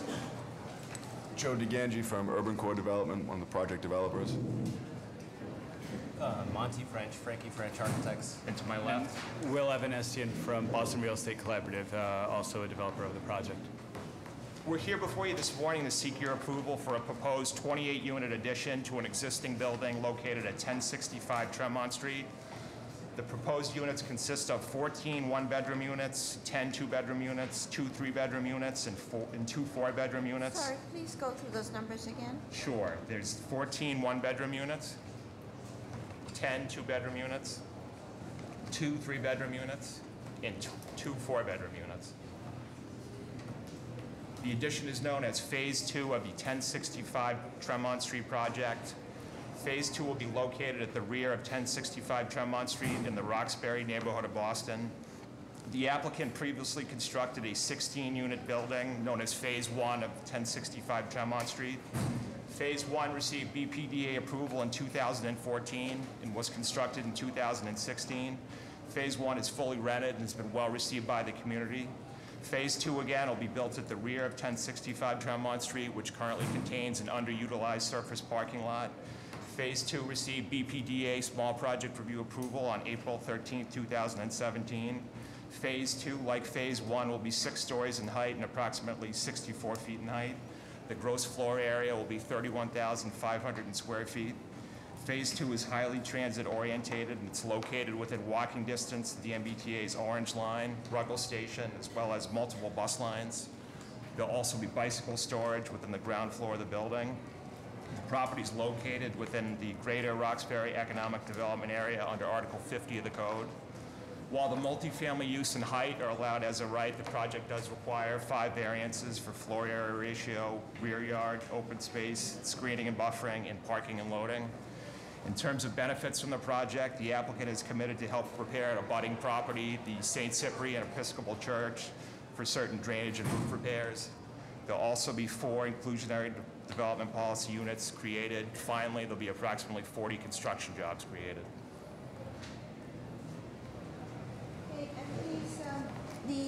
What is it, can you explain what the expansion of the first floor unit into the existing basement, what does that mean? Sure. Will, do you want to talk about that a little bit, about the existing building and how that unit will be? Sure. Similar to the new building, the addition, we will utilize the basement space since it's built fully, full drainage. It's already there. The addition will have that as well, and we're utilizing the space and creating a duplex unit there and in one other spot in the addition. Okay. And is there a reason why the main entrance is not on Tremont? The building layout, there are currently 2 entrances, one on Tremont, one on St. Cyprian. The building layout, it will allow us to give another 150 square feet or so to the commercial tenant by expanding into the hallway there on Tremont Street. Ms. Pisani, how are the plans? The drawings are adequate. Any questions from the board? So can you tell us what the square feet are of the average square feet of these units? Sure, I can give you the ranges. The 1-bedroom units that range from approximately 400 square feet to 750 square feet. The 2 bedrooms range from 800 square feet to 1,000 square feet. The 3 bedrooms range from 1,000 square feet to 1,100 square feet. And the 2 4-bedroom units are approximately 1,700 square feet. And what's the target market for these units? Young professionals. So I notice there are a number of units here with bedrooms with study. Yeah. How many of those are there?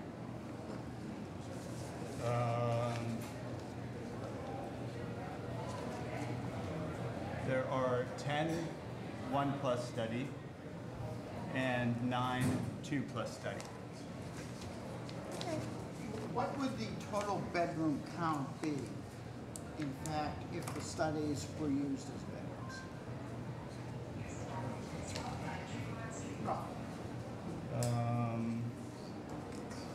Roughly. I think you'd add 10 and 9 right to the. Yeah, you add 19 to the total bedrooms. I'm trying to get to the total bedrooms.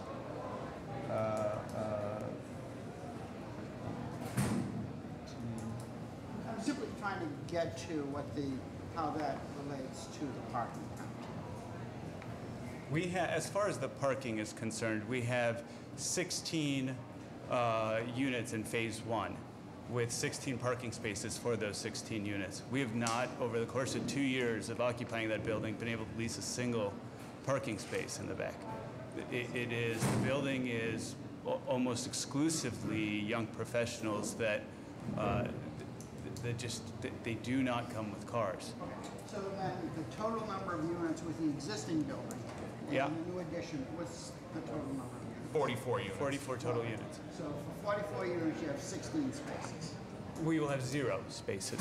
No, but you already said that there are 16 spaces there. This is being built on top of the park, where the parking is today. Okay, so you're eliminating all parking. That's right. So we have 44 units with 0 parking.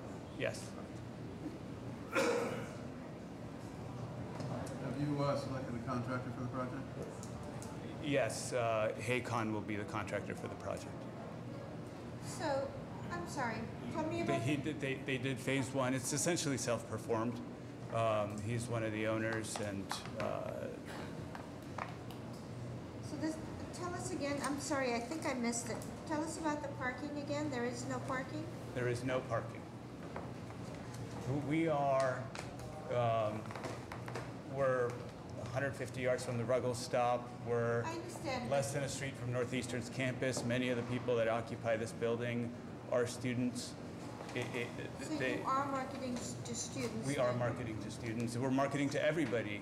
It just, you can't build a building here without So being, these 4 bedrooms really aren't meant for families then? they're I mean, meant for whomever. Especially if you're No, not they providing are, any parking. the layout of the 4 bedrooms, actually, with the separation from the floors above, could accommodate families. It is, we've been open with the neighborhood from the beginning, and the neighborhood has asked us from the beginning to engage in talks with Northeastern about doing a master lease. This property shows up in Northeastern's master plan as a property of interest, and we have engaged in those talks. There's nothing signed, but it is, we're very open to that ultimate outcome. We have not hidden that, and then we've been encouraged to do that. So you're actually eliminating parking there? We are eliminating. How many spaces are you eliminating? There were 16 spaces. None of which have currently leased or historically been leased, based on phase 1. None of which, I'm sorry. None of which have been leased. We've had success leasing. We put them out to the marketplace. Obviously, we had 2 years of an empty parking lot, so we wanted to get income from it. We were not able to lease a single spot. Yeah, but sometimes when you get to 4 bedrooms and you have families in there, I mean, the dependence on public transportation or zip cars or whatever else is out there kind of changes. And so then the question is, you know, how many families are you going to really attract, or will that just continue to be student housing? Well, there's also the Northeastern parking garage at the top of the street. In terms of, you talk about the intent with possible master leasing with Northeastern, where is that conversation right now? They have expressed interest and have asked us to walk them through the building as it was completed. Does that conversation match with the language in their current institutional master plan in terms of their focusing on master leasing or lack thereof? My understanding is that there is a covenant that speaks directly to master leasing within the broader community, and it doesn't sound like they match. Our understanding, and from our reading of what has been available to the public from Northeastern, is this specific address has been called out as a potential building of interest if and when it was developed in their master plan. Could you speak up a little bit, maybe speak into the... That this address has, for I think the last 2 master plans, been called out as a specific address of interest if and when the building was built upon, or that the land was built upon. So you haven't had conversations yet with them? No, we have. You're basing your No, we arguments have. here on public documents which may or may not be updated? Correct. No. We've No, had we've several had- conversations with Northeastern regarding this. With Yes. whom? With which office? With Kate, Spiegelman, Kate Spiegel, Kathy Spiegelman. Kathy Spiegelman. Yeah. Okay. Let's follow up on the question about Haycon and self-performing. Has there been conversations with the various stakeholders in the community that might work on the job? Absolutely. As part of our phase 1 development, much of the neighborhood feedback was, guys, we want local minority businesses to be part of the development of 1065 Phase 1. Historically, Hicon had averaged 6 or 7% minority. As we built Phase 1, that percentage has gone to 35%, both in contracts awarded as well as people on site or hours on site. And we've endeavored to reach 50% on Phase 2. And on prevailing wages? It is not as of now, Phase 1 was not a union job. And Phase 2, you expect? I don't know. Well, some of the MBE contractors are union We're having the conversations, and yeah. Any other questions? Is anybody here to speak in support of this proposal?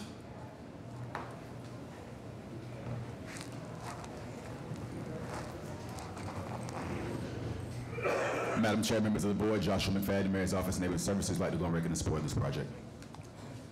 Madam Chair, members of the board, Justin Brown from Councilor Jackson's office. He would like to give his support, but also has a little bit of concern revolving around the parking. Madam Chair, members of the board, Paul Sullivan, on behalf of City Council at Large Michael Flaherty, Councilor going record in support. Yes, Madam Chair, members of the board, once again, Gary Walker, Electricians, Local 103. Where it's true we were not part of Phase 1, we have had conversations with the developer about bidding on Phase 2, and we hope to have a good opportunity to become part of this project. Thank you very much. Madam Chair, members of the board, Minor Perez, representing the Carpenters Union, would like to go on record in support of this project.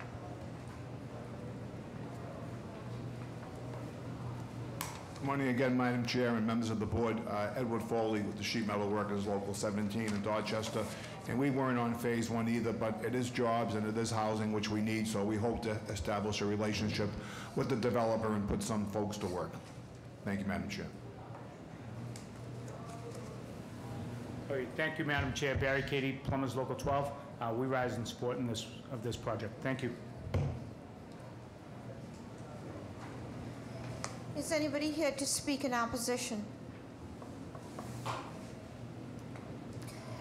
And just a reminder, please give us new information. Yes, my name is Yvonne Lallier. I am a resident in the neighborhood. I want to say that I support the fact that there's no parking, and instead there is a bicycle rack that they didn't mention, but I know about it. I'm concerned about the fact that there are no, there's a proposal to not have affordable housing in the development and to give the funding to a nonprofit organization. Okay, and my concern is that that is promoting social segregation. I don't know how that can be done, but it worries me that there is that possibility that a developer can build only market rate units and then place the affordable housing someplace else. That's just a concern. Okay. Thank you. Thank you. Okay, is there anybody else to speak in opposition?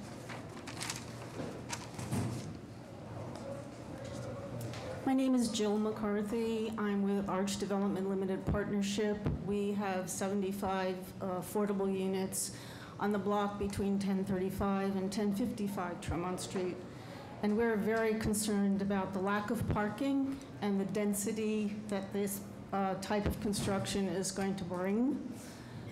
We are now dealing with, on the next block over on Kennard Street, the development of a 22-story building by Northeastern of student housing with no parking. There is a bicycle room, but there's no parking. Thank you. Okay, can you please respond to the affordable unit piece? Absolutely, Madam Chair. There are 4 on-site affordable units in accordance with the BPDA approval. It's written into the board memo. They'll absolutely be 4 on-site inclusionary development policy units. Okay. So, given all that information, may I have a motion, please? Make a motion to approve with continued BPDA design review. Second. All those in favor? Aye. Any opposed? I'm opposed.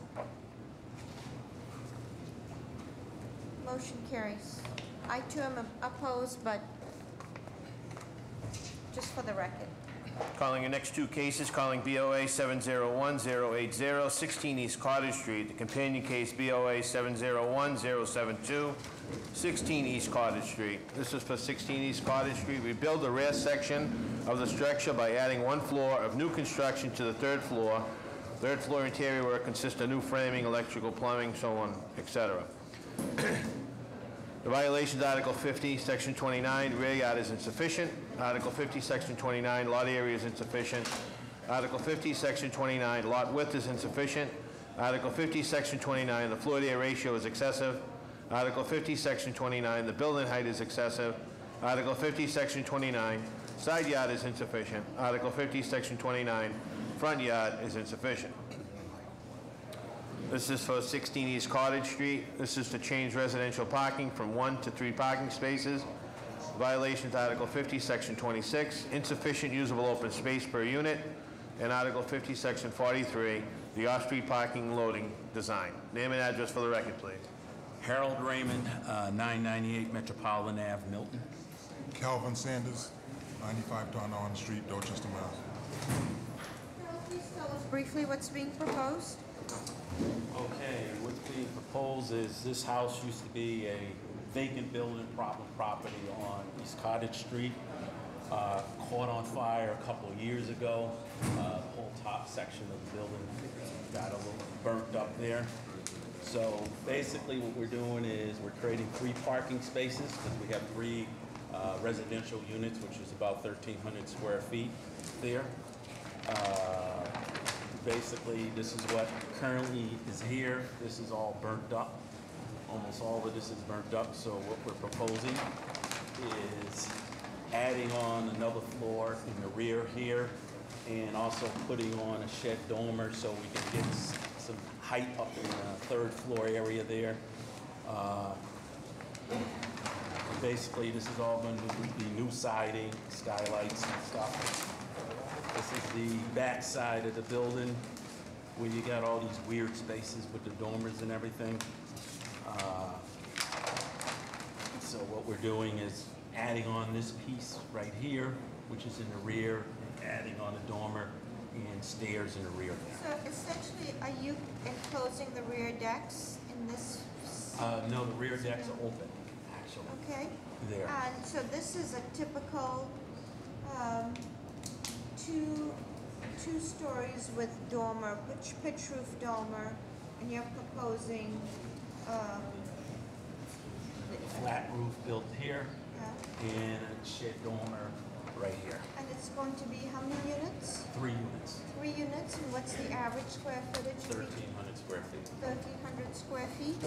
And it'll make this building, which was a negative blight on this property, street, a positive. What's the square footage now? The square footage now is 3,500 square feet. And what are you increasing it to? 400 square feet with the additional floor built out in the back. Just 400 square feet more? 400 square feet. So it creates a nice 1,300 square foot living space. Mr. Pisani, how are the plans? The drawings are adequate. I am concerned about one issue, and that is that the 3 parking spaces that you're proposing, they're only 15 feet in depth. I mean, for a standard car, you need 8.5 by 20. For a compact, you can go 7 by 18, but I know of no standard that allows a parking spot to be dropped down to 15 foot. So are these actual spaces, or if you have a little bit of room, you could Yep. There's room on the site there. I'm sure when we go through BRA design review, that'll be. Well, that's a fundamental plan. Okay. And we do have signatures from all the residents who live around the property supporting the project. You have that with you? Do you have that? Yep. Any other questions from the board? Is anybody here to speak in support of this proposal? Good morning, Madam Chair, members of the board. Joshua McFadden, Mayor's Office, Neighborhood Services. I'd like to go on record in support of this project. Is anybody here to speak in opposition? Bob? Madam Chair and members of the board, Bob D'Amico, BTD. I'd like to put in a proviso that I'd like to work with the applicant to sort of redesign the parking in the rear to allay Mr. Pisani's concerns, of which I agree. May I have a motion, please? Motion for approval with continued BPDA design review and proviso number 2. The parking will be worked out by Boston BTD. Second. All those in favor? Aye. Any opposed? Motion carries. You're all set. Thank you. Madam Chair, it's 11:15 right now. I'm going to call the 10:30s. Are there any deferrals or withdrawals for 10:30? Address, Jane? I have two. Morning, Madam Chair, members of the board. My name is James. Address, please. I got to call him for the record. 655 East 5th. And 729? And 729. For the record, calling BOA 715-524, 65 East 5th Street. Also, case BOA 715-525, 729 to 731 East 5th Street. Name and address for the record, please. Morning, Madam Chair, members of the board. James Christopher, RCLC, business address of 415 Neponset Ave. For 655 East 5th, at this time, we're going to request a withdrawal and try to do an as-of-right project at that property. Make a motion for denial without prejudice. Second. All those in favor? Aye. Any opposed? Motion carries. And for 729 East 5th, at this time, we request a deferral. We had an abutters meeting last week. We'd like to continue to discuss the property with the abutters in the neighborhood. Have a motion. Second. All those in favor? Aye. Any opposed? The date, please. I'm sorry, the address was 729, 731? That's correct. You'll have a date of September 12th. Are there any other deferrals or withdrawals for the 10:30? Give me 2 seconds here to do a little cleanup here. So this gets deferred. Just a reminder to people in the room, Remember? can all conversations be taken outside the room, please?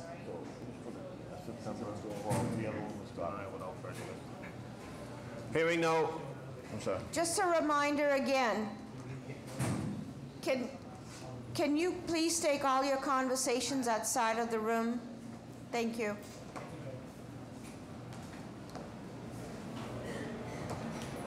Go ahead. Madam Chair? Okay. Calling the first case for 10:30, calling BOA 687-606, 497 East 4th Street. This is a full gut interior exterior renovation of an existing 3-family residential and legalize the living space to the basement for Unit 1. Propose a new rear addition on first and second floor, new side decks on 3 levels, and new roof deck with spiral staircase from the side deck. The violations, Article 15, Section 1, the floor area ratio is excessive. Article 20, Section 1, rear yard setback is insufficient. Name and address for the record, please. Patrick Mahoney of Adams and Moranci with a business address at 350 West Broadway. And I'm here with my client. Andrew Shenna from 497 East 4th Street, LLC. Please tell us what's being proposed. I will, Madam Chair, just on the outset, we did eliminate the roof deck in the corridor this morning. So it is, although it's reflected on the drawings, the roof deck will not be present. There will be, the mechanical equipment will remain in the roof with a handrail around it, but not the deck in the front. Excuse me, Counselor, the circular stair also is eliminated? No. That goes up to the roof deck? That's correct. On the drawings goes up to the roof deck. The platform will go to the left to access the 3 mechanical equipments. Is that stair only from that unit, or does it go all the way through? It's just from that unit. Okay, so that means that whatever unit is responsible for the maintenance of all of the units on top, because they have to have access through that. Correct. Madam Chair, the proposal today is an existing three-family dwelling with existing non-conforming living space in the basement. We're proposing the first floor be a bi-level unit, three-bedroom unit. The building does extend all the way to the rear, although we're infilling part of if you look at the demo drawing, you can see that we're infilling part of that, and there's decks being proposed. The proposed unit is approximately 1,400 square feet for Unit 2 and 3, and approximately 1,800 square feet for Unit 1. Again, we eliminated the roof deck, but we are still seeking an FAR violation, and again, this is, the zoning subdistrict was H150. The proposed building here was in receivership, and it took some time to get that resolved. Is this an H150 or MFR? It's H150, base code. Okay, and tell us about the size of the rear addition. The building in the rear is existing. It's the infill portion. A good picture would be a D1.1. You can see the rear deck is in existence, but there'll be walls placed up to make it living space. Okay. And I'm looking at the basement plan. Is the utility room separate from the unit, accessible from without the unit? No, they'll have to make accommodations for that. Okay. And what's the floor to ceiling height in the basement? In excess of 7'6" inches. What is it? 9'3" in the front, 7'8" in the rear by the entryway. Okay. How are the plans, Mr. Bazzani? The drawings are adequate. Any questions from the board? Is anybody here to speak in support of this proposal? Madam Chair, members of the board, John Allison, Mayor's Office of Neighborhood Services. We'd like to go on record in support. We did hold an abutters meeting for this project. The one concern that was raised was the roof deck, so we would like to support it with the proviso there be no roof deck. Thank you. Madam Chair, members of the board, Lauren Miller, City Councilor Bill Linehan's office. We too wish to go on record in support. Thank you. Is anybody here to speak in opposition? May I have a motion, please? Motion for approval with proviso that there is no roof deck, BPDA design review, and also no building code relief. Second. All those in favor? Aye. Any opposed? Motion carries. You're all set. Good luck. Calling BOA 702-70707, 449A to 449 West Broadway. This is to raise the existing one-story commercial structure, erect a new four-story structure with commercial restaurant use at basement and ground level, and residential use on second, third, and fourth level. Total of 2 residential units. The violations: Article 68, Section 7, restaurant use is a conditional use. Article 68, Section 33, off-street parking requirements is insufficient. Article 68, Section 34, a shallow lot rear yard setback cannot be less than 15 feet. Article 68, Section 8, usable open space is insufficient. Article 68, Section 8, the floor-to-air ratio is excessive. And Article 68, Section 8, the height is excessive. Name and address for the record, please. Thank you for the opportunity to be here. My name is David Eisen, Abacus Architects and Planners. Austin Ledwick, our associate, and Robert Weintraub, the property owner. And our proposal is really very simple. There is a missing tooth in the existing streetscape, and we are proposing to fill it with a new building. The new building at its tallest would be the same height as the buildings on either side. Like the buildings on either side, it kind of steps back rather than rising straight up or overhanging the street. And like the buildings on either side, it has a commercial ground floor and 3 stories of residential up above. And what we're proposing is a restaurant on the ground floor, a 1-story apartment, and then another 2-story apartment over that. And We are asking for zoning relief. If you were to build the building to the left or the right today, you would need much of the same zoning relief. So we believe that what's out of context is not our proposal, but in fact the underlying zoning. We've done some historic research. Back in the 1950s, there was a 4-story building on our site. By the and 3 stories of residential above commercial. By the 1970s, it had collapsed and had burned down. The city was threatening the owner to remove the remnants of the building that was once there. We imagine it was pretty similar to the buildings on the left and right. This little gem was built sometime in the ensuing years. In 1990, the Zoning Board of Appeals approved a 4-story building, residential over commercial. And 27 years later, we're back asking for very much the same thing. Thank you. How are the plans, Mr. Bassani? Drawings are adequate. Yes? Any questions from the board? When you say the height is the same as the buildings, I can't tell from the sort of Yeah. three-dimensional. So Is it the same as the building height or the head house height? Yeah. Here is the existing building on the left and the right. Here's the ridge of the roof. So our roof slopes up, so the ridge height is exactly the same, and our bay is lower. Okay, but the peak is the same height? Yes. The head house height? It is the ridge of the existing roof. So if you look at this, you can see there's sloping roofs. So our building at its highest essentially connects the ridges of the existing buildings. So it's not exactly the same. The existing buildings were built over time. They were set back about 8.5 feet. They were row houses, and then they were extended out to the street with a kind of hodgepodge. And my other question, you said that historically there had been ZBA approval in the 90s for, and what happened? It was never built? I have no idea. So we have the historic documentation, but didn't fill in the details of what happened.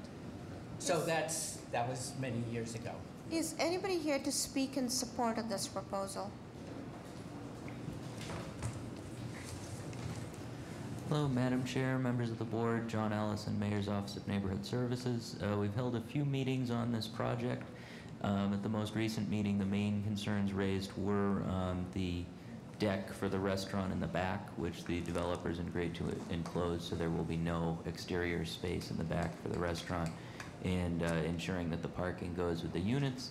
Other than that, this does seem to be consistent with the rest of the street, so we'd like to go on record in support. Thank you. Thank you. Madam Chair, members of the board, Lauren Miller, City Councilor Bill Linehan's office. Just to echo the Mayor's Office of Neighborhood Services, the neighbors' main concerns were the back deck, which has been eliminated, and the parking, which they have agreed to attach to the 2 units. So we'd like to go on record in support. Thank you.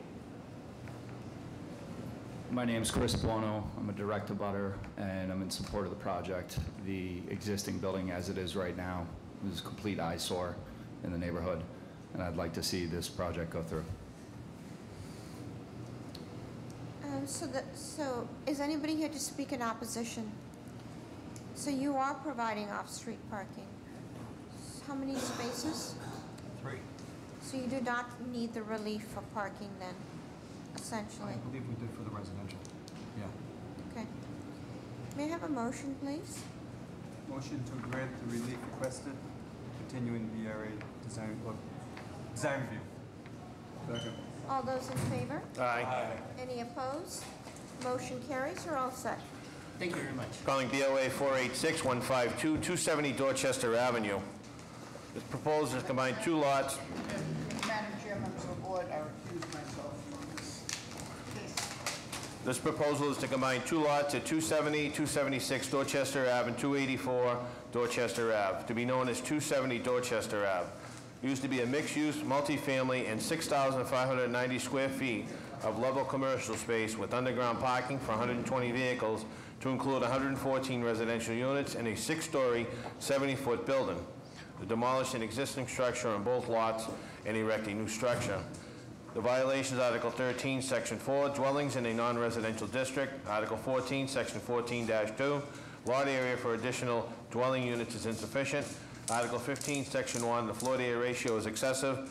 Article 18, Section 1, required front yard, Dorchester Ave, is insufficient. Article 18, Section 1, required front yard, West 6th Street side is insufficient. Article 19, Section 1, required side yard is insufficient. Article 16, Section 1, the required building height excess of 2.5 stories is max. Article 16, Section 1, the required building height excessive of 35 feet max. And Article 17, Section 1, required usable open space is insufficient. And Article 8, Section 6, Article 8, 80B, Section 8, 80B-2, large project review applicability, and Article 80B, Section 80B-2, large project review applicability, and Art 85- Section 85-1, demolition delay. Name and address for the record, please. Good morning, Madam Chair, members of the board. Mark Lacasse, Lacasse Law, 75 Arlington Street in Boston. The attorney for the applicant, Mark Edwards, who is the owner of C.G. Edwards and Company, the proponent of this project. So please tell us what's being proposed. What is being proposed is a new 6-story, 114-unit residential building with parking for up to 120 vehicles and a 2-level automated underground parking garage, approximately 6,200 square feet of street-level retail space, located on the corner of Dorchester Ave and B Street in South Boston. This project is in the new plan for Dorchester Ave, which has been adopted by the BPDA Board of Directors in December of 2016, and we received BPDA Board approval in May, just last month, under the new plan. And significantly, all of the aspects of this project in terms of use, dimension, and other requirements comply with the recently approved plan for Dorchester Ave, which is now in the process of being implemented into the zoning code, but has not yet been. But all of this project's dimension and use and other requirements have been built to the plan. And in fact, the proposal has been undergoing community review for approximately 2 years and coincided with the adoption and approval of the plan for Dorchester Ave. It was the first project reviewed by the BPDA since the adoption of the plan for Dorchester Ave that they approved in December. The proposal takes advantage of the density bonus under the plan for Dorchester Ave, which allows for a height of up to 70 feet, which is this proposal, in exchange for clearly articulated community benefits required by the plan, that being an additional 4% of IDP units in addition to the 13% required by the base IDP requirement, and to provide at least 18% of the commercial space in the building for either affordable commercial space for community use or some other benefit. And this proposal is retaining Ultimate Self-Defense, which is a karate training program for South Boston youth that is currently located at the property and will occupy some of the commercial space at the street level in the new building at affordable rates. And that was part of the approval with the BPDA board. The requirement was 18% of the street level community space be affordable, and it's approximately 40%. So we've exceeded both of the articulated community benefits required by the plan in order to take advantage of the 70-foot bonus density height. Also under the new plan for South Boston Dorchester Ave, they're not controlling density with an FAR, rather they're using lot coverage and height as the density control mechanism. And on both of those scores, again, we comply with the new plan. So tell us, how many units are you proposing under the 13% IDP and the 4%? Under the 13%, there are 15 units, and under the additional 4%, there are 5, so a total of 20. And tell us the bedroom breakdown and square foot breakdown. The unit breakdown is there are 20 studio units, 73 one-bedroom units, and 21 two-bedroom units for a total of 114. and the square footage ranges from 475 to 1,100 square feet. And tell us how parking is to be accessed? The parking garage entrance will be on West 6th Street off B Street, which dead ends on the Hall Road. There used to be a bridge there, but it was removed. There's a building directly across on West 6th Street at the corner of B that is also using that side nub of West 6 as the entrance to the parking garage. There are a number of curb cuts along B Street that are currently existing that are being filled in, so we're going to increase the on-street parking capacity by eliminating several of the curb cuts that currently exist. There's also a large public plaza that we've worked extensively with BCDC and the BPDA staff members that is available and open to the public. The building connects on Dorchester Ave through to B Street, and that large public plaza area is a nice public amenity. There's also a large roof deck to satisfy the usable open space requirements for the project. Will that roof deck be accessible to all units? Yes, it will. And what's the access To the to roof the deck? roof decks? Madam Chairman, the access will be by elevator and stairway. I'm sorry? By elevator and stairway. How are the plans, Mr. Ehrlich? The drawings are excellent. Any questions from the board? If I could, Madam Chair, also submit for the record the board-approved memo of May 11, 2017, and also a number of support letters, both in support of our retention of ultimate self-defense on the premises and generally support for the project as well. Is anybody here to speak in support of this proposal? Madam Chair, members of the board, John Ellis and Mayor's Office of Neighborhood Services, we'd like to go on record in support. This project has been through a long community process and has received BRA approval. Thank you. Madam Chair, members of the board, Lauren Miller, City Councilor Bill Linehan's office, we too wish to go on record in support. Thank you. Madam Chair, members of the board, Gary Webster, on behalf of Council President Michelle Wu, we'd like to go on record of support. Madam Chair, members of the board, Paul Sullivan, we have City Council at Large Michael Flaherty, Council to go on record support. Madam Chair, members of the board, Minor Perez, representing the Carpenters Union, would like to go on record in support of this project. Yes, Madam Chair, members of the board, once again, Gary Walker, Electrical Workers, Local 113, I'd like to speak in support also. Thank you. Is anybody here to speak in opposition? May I have a motion, please? A motion to approve with continued BPDA design review. Second. All those in favor? Aye. Any opposed? Motion carries. You're all set. Thank you very much. It's now 11:40. I'm going to call the 11:30s on the rediscussions. Are there any deferrals or withdrawals for the 11:30 rediscussions? So this is deferrals or withdrawals for 11:30, the rediscussions.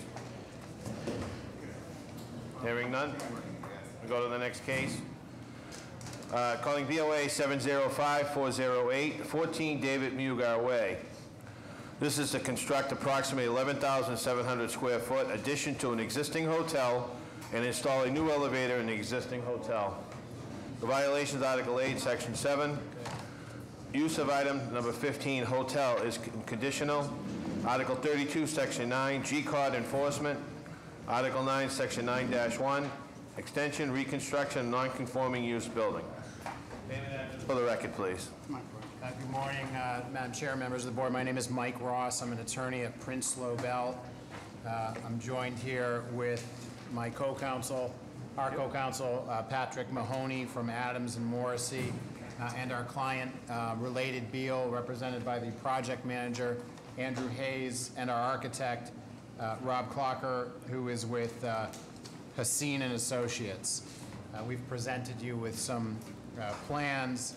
This is a 12,000 square foot approximate addition to an existing building, the John Jeffries House in Beacon Hill at 14 David Mugar Way. The existing building is a hotel of 40 units, 46 units rather. This will bring the total hotel to 66 units.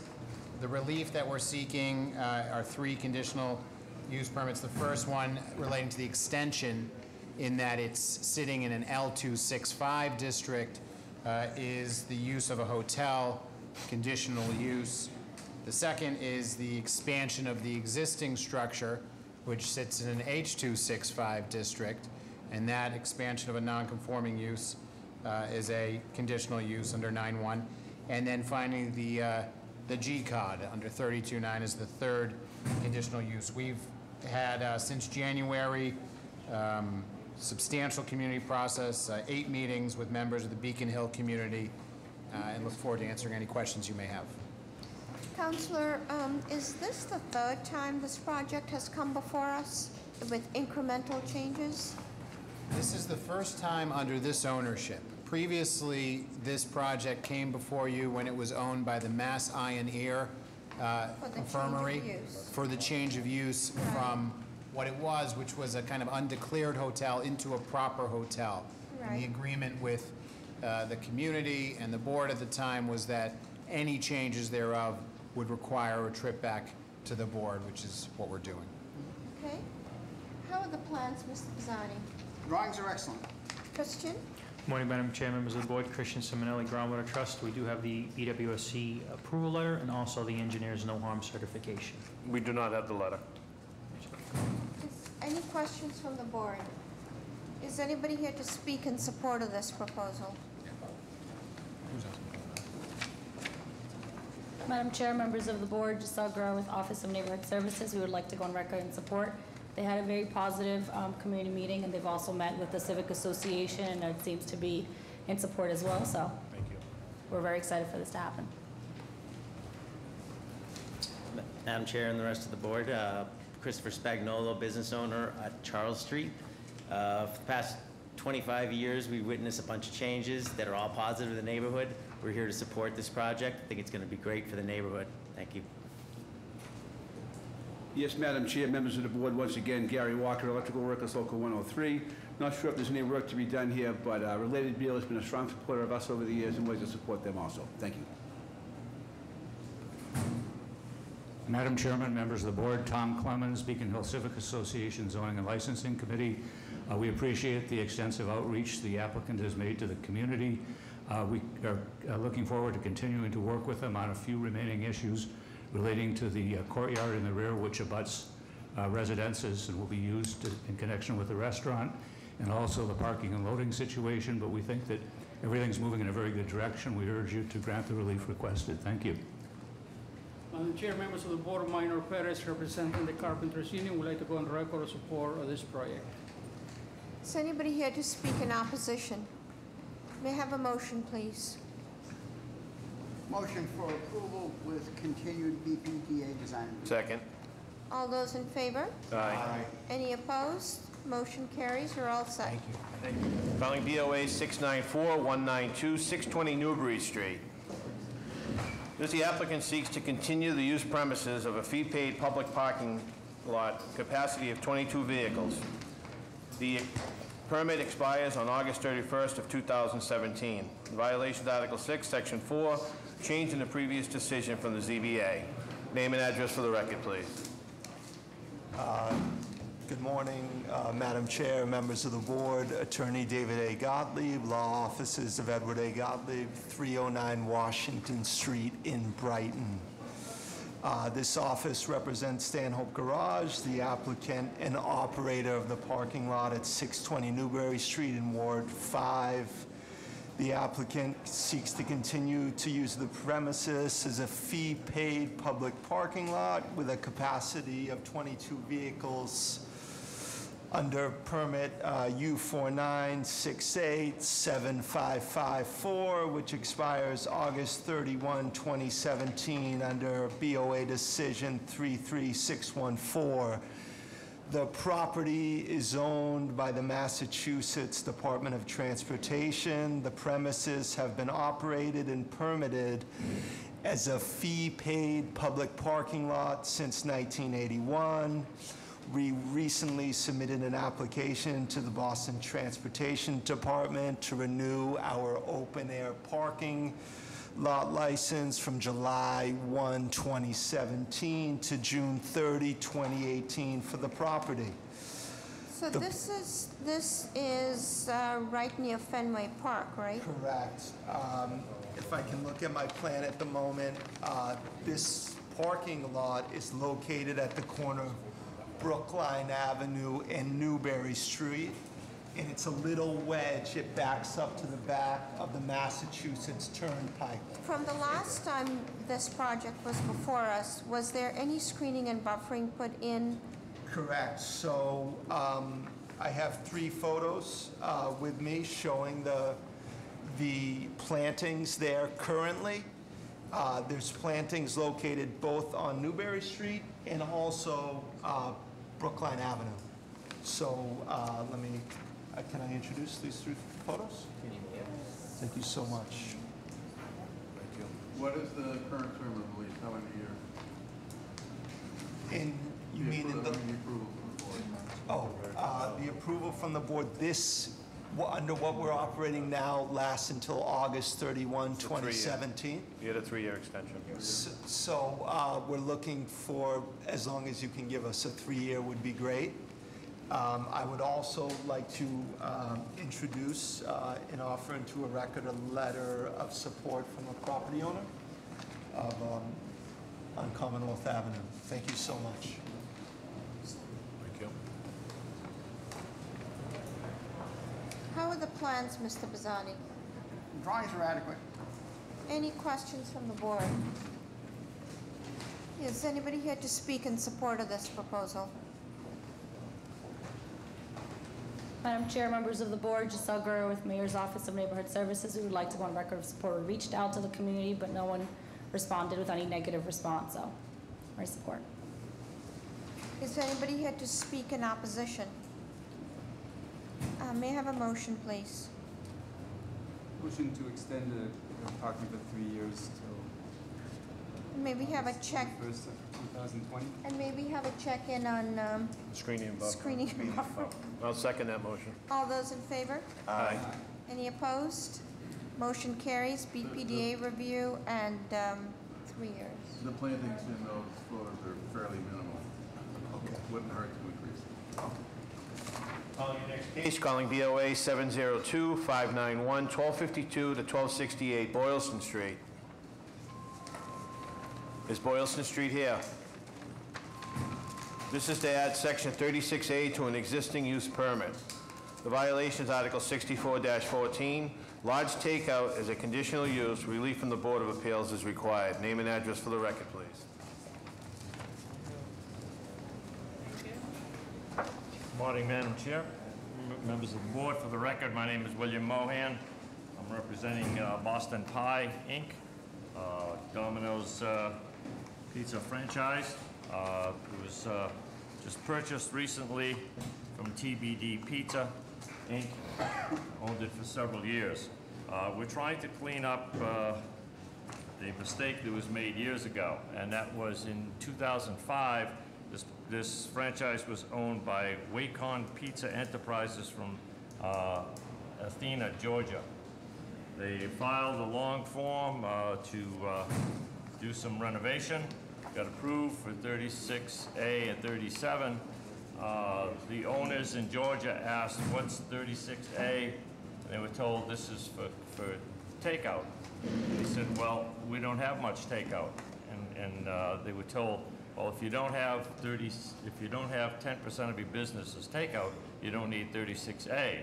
So he proceeded to write a letter in January of 2006 to the zoning board asking to take out 36A.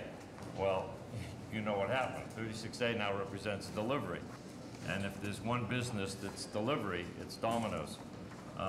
And so we're trying to put 36A back. There have been 2 or 3 subsequent owners. No one either picked up on it, no one from the city So ever you're mentioned. trying to reinstate the 36A? We're trying to reinstate, we have 37, the restaurant, we're trying to reinstate 36A, which now is needed for delivery. Okay. How are the plans, Mr. Bizzani? Plans are fine. They're adequate. They're the same as every Domino's plan. We have had broad support for this in the neighborhood. You have a letter from the Fenway Civic Association And which block is this on Boylston? This What is... else is on that block? Oh, there is a restaurant, there is a furniture store. It's across from Tony C's. Okay, yes, What okay. percentage of the sales are delivered? Delivery, about 80%, at least Okay. 80%. Okay, any other questions on the board? Is anybody here to speak in support of this proposal? Madam Chair, members of the board, Jasagra, the Mayor's Office of Neighborhood Services, we would like to go on record in support. We do have the support from the community. We're just trying to get them up and running again. Madam Chair, members of the board, Kate Bell, on behalf of City Councilor Josh Sakum, we would also like to go on record in support. Thank you. Is anybody here to speak in opposition? Just draw to your attention that the BRA is recommending the usual takeout language and plans being submitted for BRA design review. May I have a motion, please? Motion to approve with the aforementioned language. Second. All those in favor? Aye. Any opposed? You're all set with BRA design review, BPDA design review, and the usual takeout language. I do believe that BRA design was for the previous... It doesn't matter. For Okay. this one, there's also BRA design. Okay. Okay, Thank you. Spelling BOA 706-261, 36 River Street. This is to remove and replace the greenhouse structure on the 5th floor of an existing 5-unit dwelling and modify the existing greenhouse. Violations, Article 13, Section 1, the modification of the greenhouse increased the size. Name and address for the record, please. Janet Hunkel, 36 River Street. Tell us what's being proposed. Okay. I currently have a structure on the rear roof of the 5th floor, which is the top floor of my house. That structure was approved. I got an FAR variance in 1984.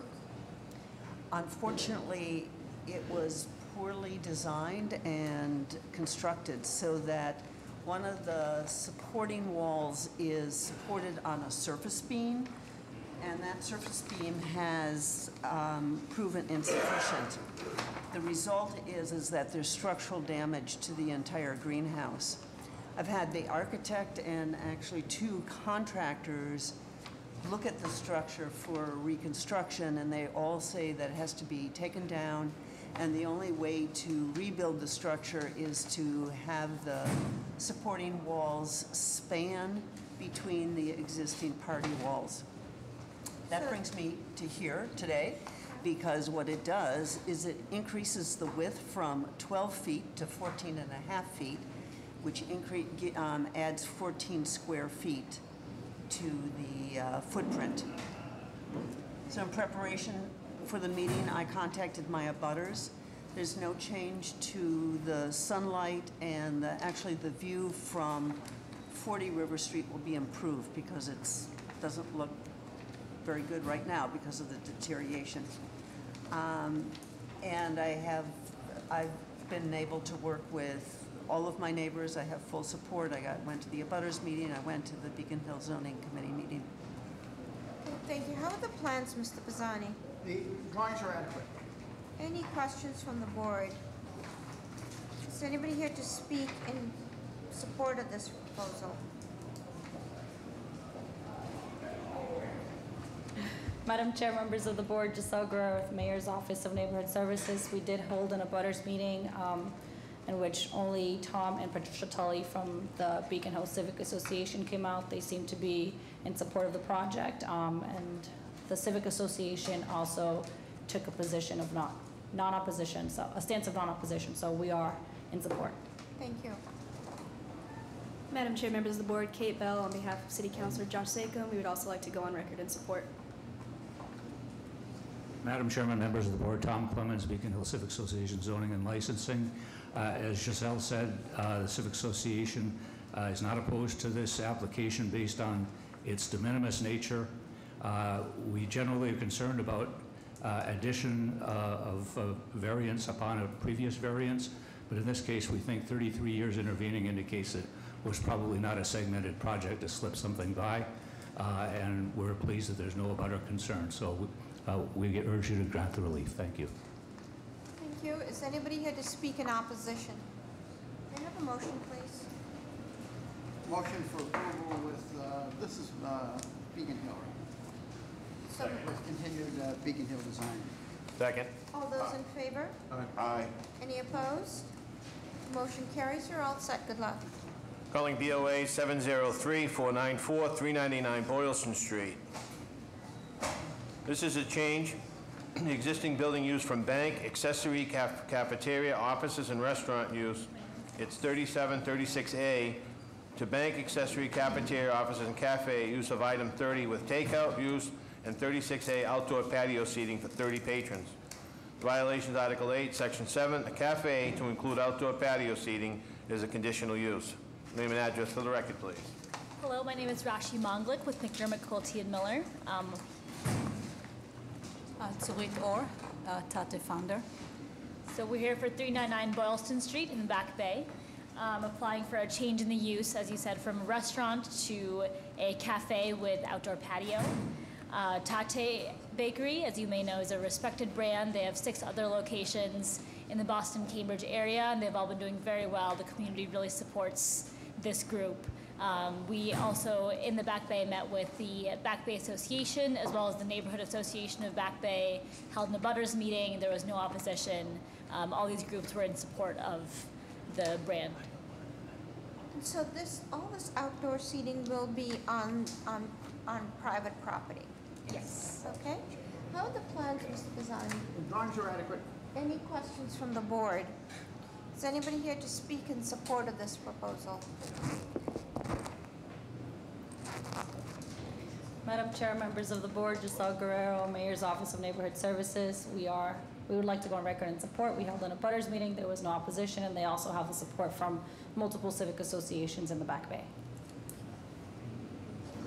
Madam Chair, members of the board, Elliot Laff of the Neighborhood Association of Back Bay. We are not in opposition to this. They came to us, and a particular positive, which wasn't mentioned by the applicant, is that they proposed to us to include an air pollution control device to control any odor and fumes coming out of the project. Particularly pleased that we saw an applicant coming to us without our having to ask. Yes, Madam Chair, members of the board, once again, Gary Walker, Electrical Workers, Local 103. I'd like to speak in strong support of this restaurant. I know as we speak, we have bid. I just want to say I appreciate the fact that the owner has reached out to some of our contractors. They're currently bidding it, and we hope to get on this job. Thank you.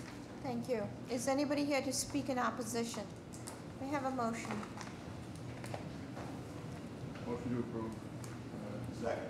All those in favor? Aye. Any opposed? Motion carries. You're all set. Good luck. Thank you. Calling BOA 695-201, 85 to 95 Salem Street. This is to change occupancy to 89 Salem Street to include a fitness center less than 2,500 square feet. The violations, Article 54, Section 12, Neighborhood Business Subdistrict, fitness use is a conditional use. Name and address for the record, please. Good morning, William Ferrullo, McDermott, Quilty & Miller at 28 State Street.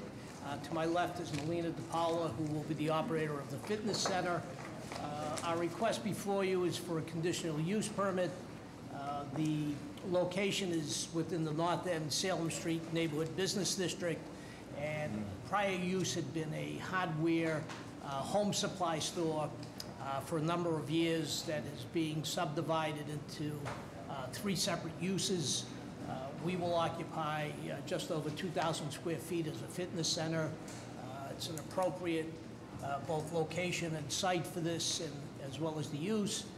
Mr. Paula already operates a fitness center in the North End in a different theme. It's a cycle-oriented center.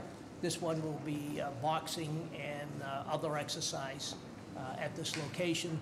It's been supported by both neighborhood groups, both the North End Waterfront Neighborhood Council and the North End Waterfront Residents Association, who have submitted correspondence to the board. What will be the hours of operation? You will open when? 6 a.m. to 7 a.m. 6 a.m. in the morning till 8 p.m. in the evening. Is that 7 days a week? 7 days a week. How are the plans, Mr. Bassani? Drawings are adequate. Any questions from the board? Is anybody here to speak in support of this proposal? Good afternoon, Madam Chair, members of the board. Maria Lanza, Mayor's Office of Neighborhood Services. We would like to go on record and support. The applicant had a positive abutters meeting on April 27th, and they also have the support of the Northern Waterfront Neighborhood Council as well as the Northern Waterfront Residents Association. Residents in the area are excited to support Mr. Paolo and her new venture. Thank you. Thank you. Is anybody here to speak in opposition? Madam Chair, members of the board, Noah Adamson from City Council Sal Lamatina's office, and we'd like to go on record in support. Thank you. Said, okay. Good morning. Councilor Anissa Wasabi George would like to go on record in support. Thank you. Okay. Is anybody here to speak in opposition? May I have a motion, please? Motion for approval, BPDA design review for signage and any exterior work. Second. All those in favor? Aye. Any opposed? Motion carries. You're all set. Good luck. Thank you very much. Calling BOA 708-902, 65 to 71 Causeway Street. This is to construct a rooftop bar and additional egress on top of an existing structure. Violations Article 46, Section 8. Building and the sub-district design review. No structure designed or used for union occupancy, access, or storage shall be erected or enlarged on the roof of any building within the Bullfinch Triangle District. Name and address for the record, please. Patrick Mahoney of Adams and Moranci with the business address of 350 West Broadway. Tell us what's being proposed. Yes, Madam Chair, we have an existing restaurant, which is the Causeway, and also to my left is David Ferrando, owner of West End Dining Group, and he is the owner, one of the owners of the restaurant. The Causeway has approximately 212 occupancy with the proposed roof deck, so it's 2 levels currently, and they're adding a 114 square foot roof deck for dining, and this in addition to 2 means of egress, and it's a maximum. Sorry, it's a 114 square foot addition. Correct. Okay. And number of seats? On the total maximum occupancy on the roof deck would be 45. Okay. So does that reduce the occupancy in the restaurant below then? No. Nope. So the occupancy of the restaurant below is what?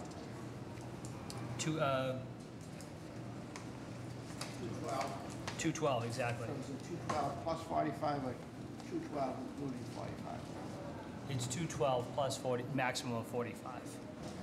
And licensing will have to be amended. Carolyn Conway is working on that. Okay. And what are the hours of that roof deck will be open?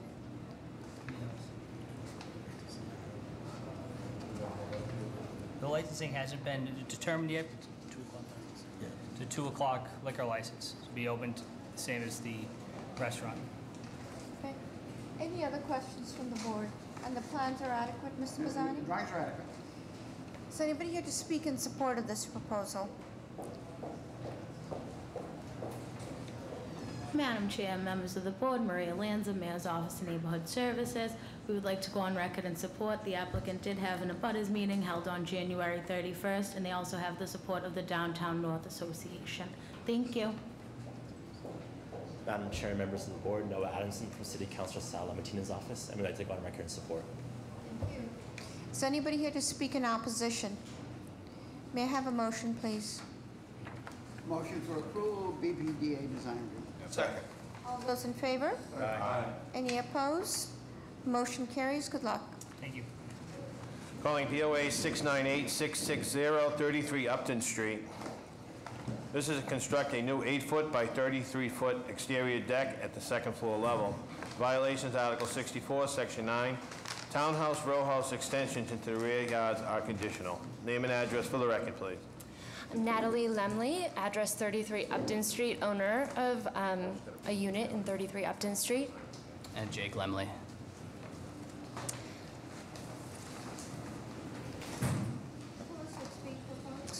So we're just looking to build a very straightforward back deck off the second floor of the building. It's a 3-unit townhouse. And if you take a look at the drawings, the architectural drawings, the dimensions are actually only 24 by 6.5 feet as opposed to 8 by 33.5 feet. So it's actually considerably smaller. And it's consistent with other decks in the neighborhood. And how is it being supported? With posts. If you take a look at the first photo on the first page, on the top, there's actually a deck below our unit, and it wouldn't support a cantilever. Yeah, there would not be enough headroom for the deck below using the cantilever approach. Okay. How are the plans, Mr. Pisani? The drawings are adequate. Now, explain to me why you can't bracket support this. If you look at the picture on the front page. Yeah, I know, but that is one particularly bad set of brackets. Right, agreed. And it doesn't mean that it has to be The span of the building is wider than average, so we would need one in the middle. That's at least what the engineers told us. So I'm sorry, you need what? we would need a bracket in the middle, and which would interfere with the headroom of the deck below, because that's you see the windows on the lower floor are quite small. And we also just wanted to say there's no plans in the building to build a deck above off the back, that one, so the posts would stop at our unit, which is on the second floor, so it wouldn't be like a continuous all the way up. We've spoken to our neighbor up there. He has a roof deck. There's no plans to build anything off the back. Who's the structural engineer? It's web engineering. Oh, really? He was very good. Okay. Any other questions from the board? Is anybody here to speak in support of this proposal? Good morning, Madam Chair, members of the board. Sam Chambers from the Mayor's Office of Neighborhood Services. We would like to go on record in strong support. Natalie and her husband are new residents of the neighborhood who are going to make this their home, and this is the exact type of family that we would like to see in the neighborhood, and all they're doing is a small rear deck, and that we held in a butters meeting. It was very successful. Actually, no one came, and I have not heard any negative feedback about this application, so we would like to go on record in strong support. Thank you. Is anybody here to speak in opposition? May I have a motion, please? Motion for approval, BPDA design review, and the deck will be bracket supported. Second. No posts. All those in favor? Aye. Any opposed? Motion carries. You're all set. Good luck. Calling BOA 668023, 15 to 17 Short Street. There is a companion case, BOA 668021, 11 Short Street. This is for 15 to 17 Short Street. Construct a new 3-story attached 2-family dwelling on the newly created 3,469 square foot lot line. Each dwelling unit will have an access to a private roof deck. The violations, Article 62, Section 29, off-street parking is insufficient. Article 62, Section 30, conformity with an existing building alignment. Article 62, Section 8, lot frontage is insufficient. Article 62, Section 8, the floor-to-area ratio is excessive. Article 62, Section 8, usable open space is insufficient. Article 62, Section 8, rear yard is insufficient. This is for 11 Short Street. This is to confirm occupancy as an existing 2-family dwelling, subdivide existing 7,544 square foot lot at 11 to 13 Short Street into 2 lots. Lot 1 to be known as 1113 Short Street and to contain 4,075 square feet. Lot 2 to be known as 15 to 17 Short Street and to contain 3,469 square feet. There will be a new 2-family dwelling constructed therein. The violations, Article 62, Section 29, off-street parking is insufficient. Name and address for the record, please. I'm Michael Powers, and I live at 13 Short Street in Charlestown. I own 11 and 13 Short Street with my wife, Patricia, and we've lived there since the house was built in 1973. My son is a Boston police officer, lives next door, and I'm building these houses, 15 and 17, one is for myself, one is for my daughter, named Kate Powers, who lives with me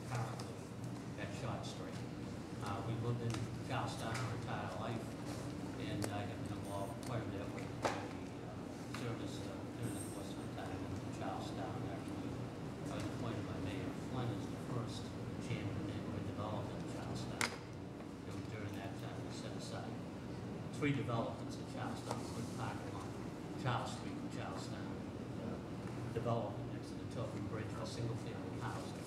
And this house, these houses are narrowing after the ones on Charles Street that was built originally in Charlestown.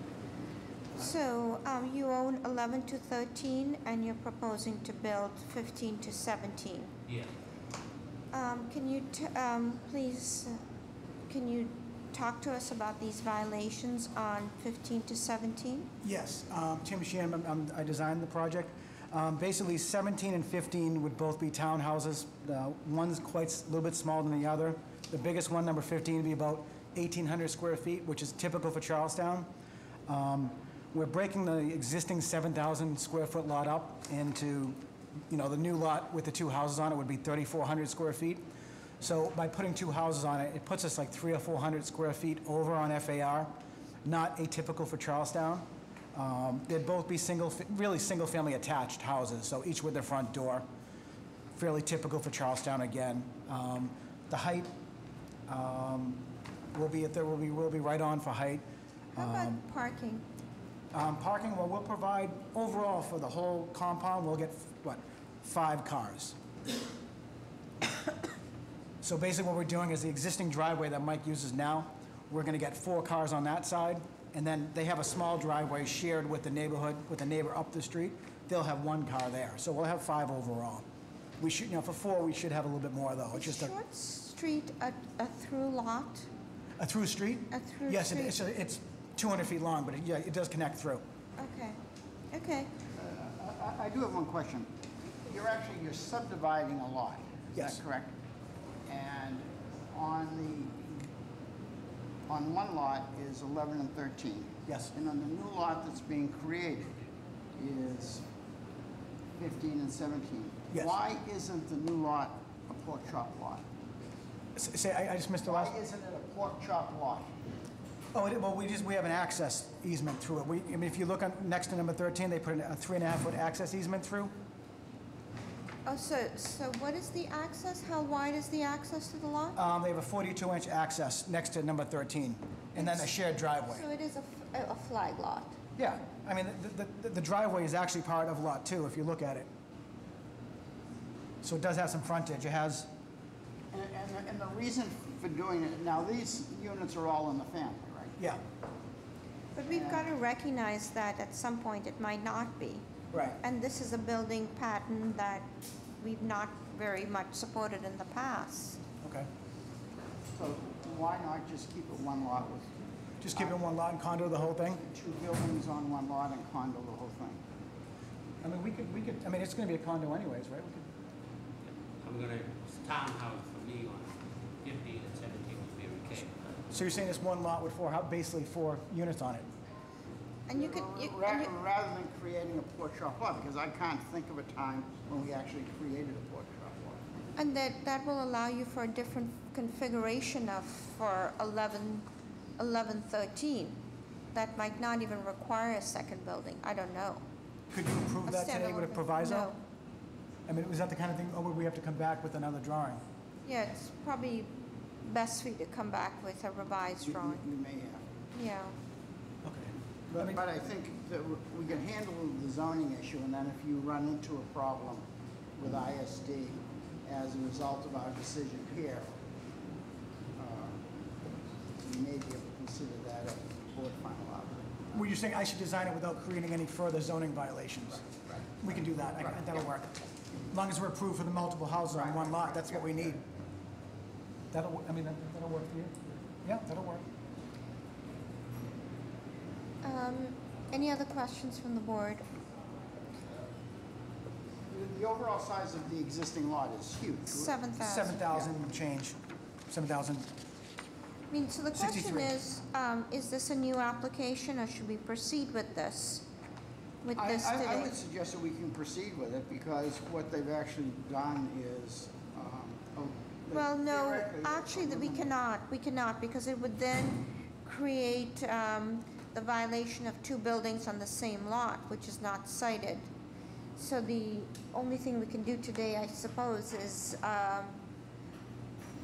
deny it, and then have it come through as a new application that looks at the site comprehensively.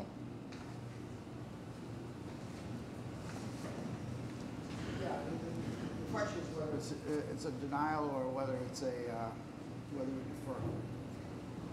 Yeah, that, okay. You guys defer it? With the deferral, you can still come up with a revised, We defer it, go back to rejection ISD, letter. Right. get the refusal and come back here. Let's get That's that better. motion. The motion for deferral. Second. All those in favor? Any opposed? The date, please? How quickly can we, Needs to be, would it need to be? because we're into the advertised? September dates right now. Okay. So it would be September 12th. Okay. Okay, so we'll see you September 12th at 11:30. Thank you. Calling the next case, calling BOA 706-857-55 Byron Street. This is to remove 2 existing single-family homes and construct a 5-condominium building. The violation is Article 53, Section 8. This is a 2F 400 subdistrict. 5 units is the forbidden use. Article 53, Section 9, the building height is excessive. Article 53, Section 9, insufficient open space. Article 53, Section 9, insufficient rear yard. Article 53, Section 9, floor-to-area ratio is excessive. Article 53, Section 9, the side yard is insufficient. And Article 53, Section 56, off-street parking is insufficient. Name and address for the record, please. Good afternoon, Madam Chairwoman, members of the board. Richard Lins, 1216 Bennington Street, East Boston. On behalf of the petitioner, to my right is Eric Zackerson, who is the architect for the project. To his right, Ryan Aconi, principal of the developer, and Steve Suda with him as well. This proposal involves the demolition of 2 existing single-family homes in the Orion Heights section of East Boston. These homes require substantial renovation, and it is not economically feasible to try to restore them. And therefore, the proposal is to demolish both of them and to construct a single 5-unit building with parking for 5 vehicles. The lots presently are non-conforming to the 2F 4,000 zoning subdistrict. The proposal would combine the lots and create a conforming lot of 5,000 square feet and a proposed structure with a mix of 2- and 3-bedroom units ranging from about 870 square feet up to about 1,250 square feet. As a result of this proposal, a number of violations would be triggered under the 2F 4,000 district. Specifically, the use being multifamily as opposed to a 2-family, which is permitted. The side yard presently is at 1 feet and 3 feet. We're proposing to improve that condition, although not conforming to the code, of 3 feet and 4 feet on the left and right side. In addition, the rear yard would be a violation. The requirement is 40 feet. We're proposing 20. The floor-to-area ratio would be excessive at 1.1, which is pretty consistent with the surrounding neighborhood, but a 0.8 is permitted. Usable open space is not sufficient at 750 square feet per unit, and the height of the building would be exceeded by 3 feet, which is permitted at 35. However, this is being proposed at 38. With respect to parking, we are proposing 5 parking spaces. As I indicated, these are existing 2 units presently. Although we are changing it to a 5-unit building, there is no parking presently. The net amount of parking technically that would be required in the code would be 3 spaces. We are proposing 1 space per dwelling unit. We did have a... Sorry, what is the parking would be required to provide? At 5, it's 1.25 per unit. We're proposing 1 per unit. But as I indicated, the existing... That's just an extra 2 spaces. Yeah, the existing condition does not have parking presently, so we're actually improving that. We did have an extensive community process with respect to this, not only several meetings with direct abutters, but we did appear and present this at the Orion Heights Neighborhood Council on 3 separate occasions. The Orion Heights Neighborhood Council voted favorably to support this project. There's also, the board may have a communication from a new group, the Harborview Neighborhood Association, which 2 presentations were made at. However, we did not return for a 3rd presentation, at which time that they wanted to take a vote on this matter. I would point out to the board that as East Boston is transitioning with a lot of new different community groups, it's difficult sometimes to start the process and then restart the process when a new group starts. This process was started under the Orion Heights Neighborhood Council jurisdiction, and according to the Mayor's Office of Neighborhood Services, went for the vote before that group, and that group voted to support it. Is there a roof deck being proposed? No roof deck, however, there are decks off of the upper level. They would be at the same level, or not entered from a staircase or a head house, but at the same level of the unit. And have you explored, because I think this is the 3rd or 4th presentation where the design has come through with this garage door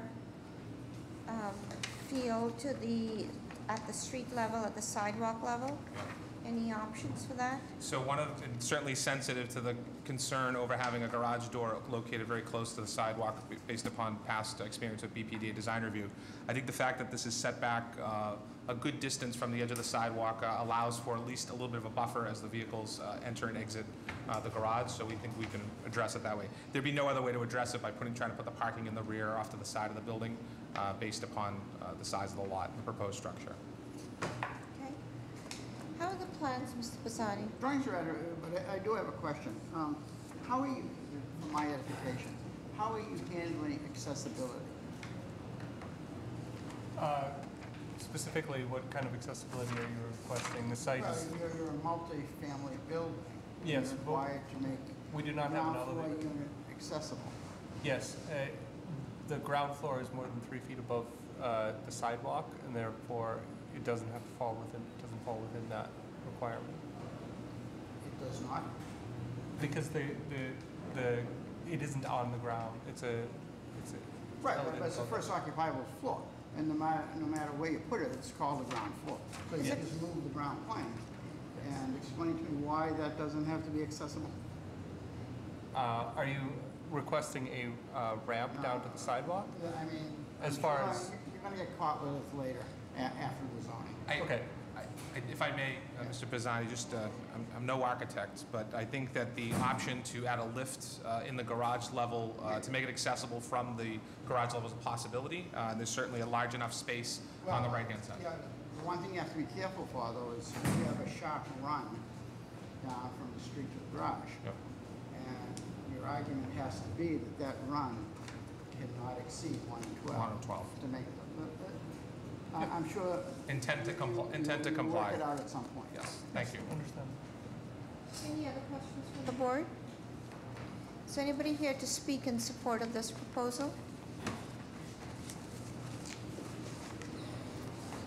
Madam Chair, members of the board, John Allison, Mayor's Office of Neighborhood Services, on behalf of Claudia Correa, we'd like to go on record in support. There have been 2 abutters meetings on this project at which the developers have made changes to the proposal to address concerns. And in addition, as the proponent stated, the Orient Heights Association did vote in support of the project. Thank you. Madam Chair, members of the board, Noah Adamson from City Councilor Sal Lamatina's office, and I'd like to go on record in support. Madam Chair, members of the board, Karen Foley, City Councilor East Sabi George's office. We support the project. Thank you. Is anybody here to speak in opposition?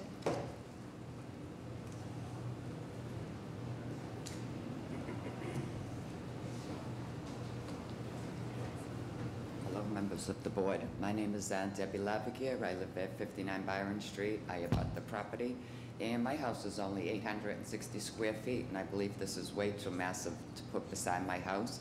They only want 3 feet on my side between our property line, and since my house is so small, they want to go much further back than my house goes, so I feel like I'm going to be in darkness.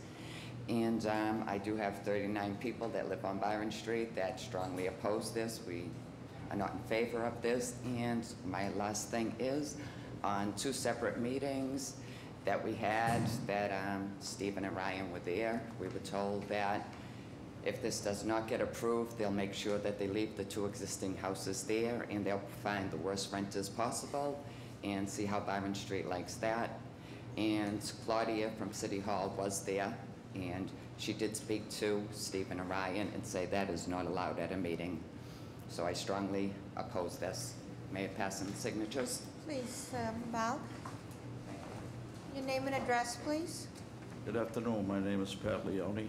I'm in protest of this because the land area is too small for a 5 condo building. Thank Okay, you. thank you. Good afternoon. My name is Robert Marullo. I live at 60 Byron Street, and it's too big, it's too massive. It does not belong in the street. Thank you. Sir, are you in one of those triple deckers across the street? No, I'm not. I'm at a 2-family directly across the street. Okay, okay, thank you. Any comments? Briefly, yeah, Mr. Leone, I believe, is on one of the triple deckers across the street. If I could just respond briefly, not that I think the board needs to, I just want to make sure that the record's clear on the comment that was made. This is intended as a condo project.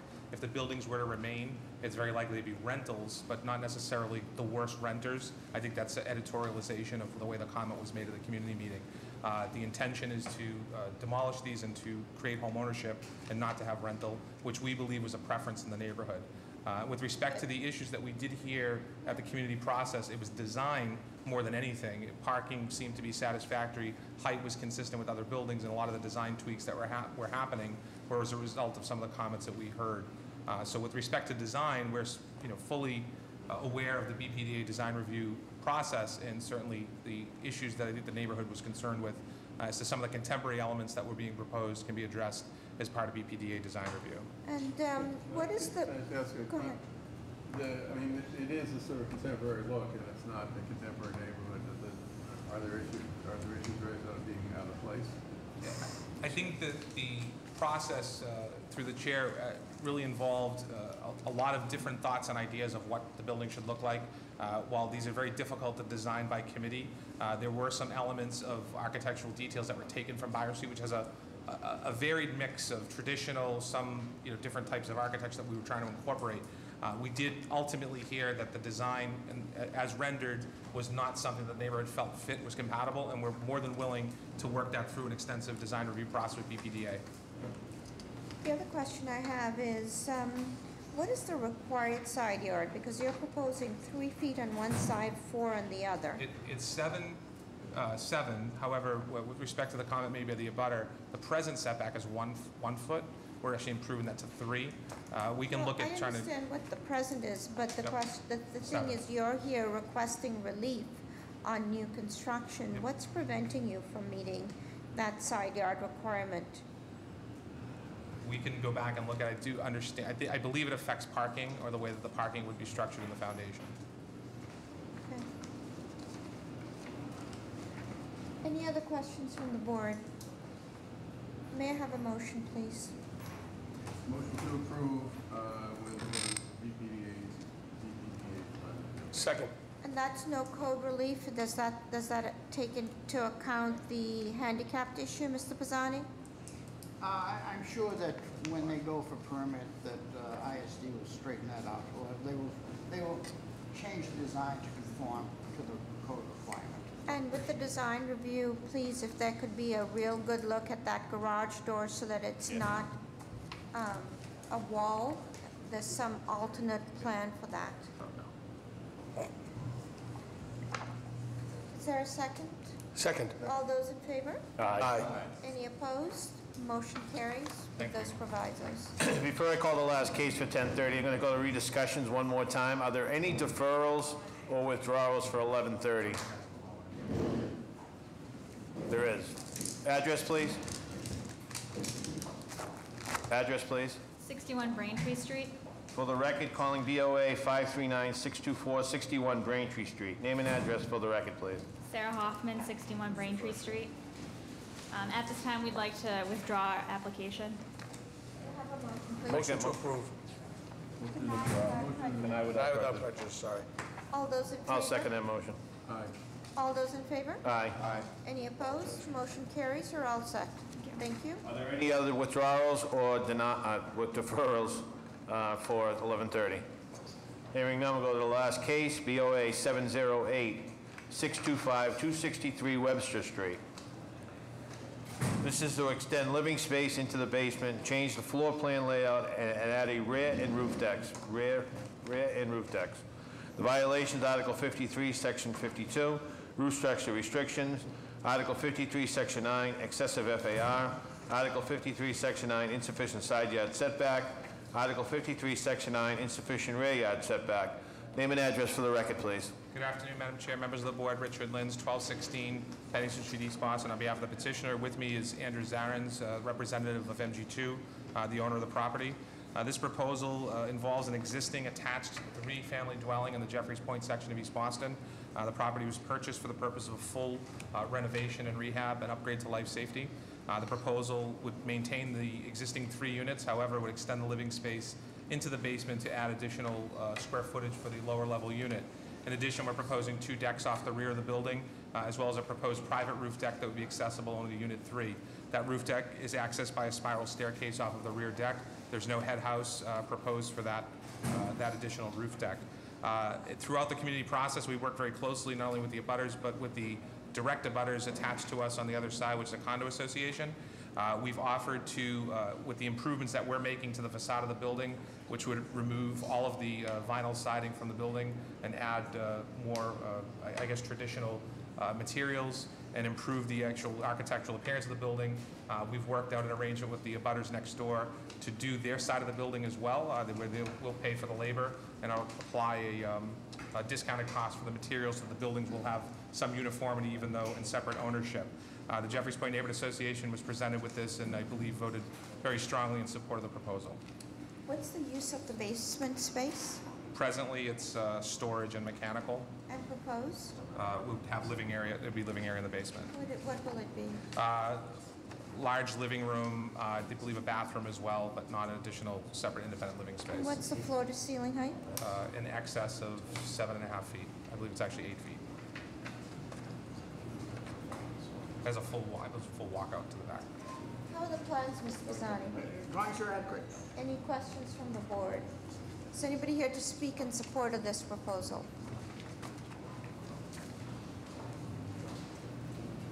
Madam Chair, members of the board, John Ellison, Mayor's Office of Neighborhood Services. On behalf of Claudia Correa, we'd like to go on record in support.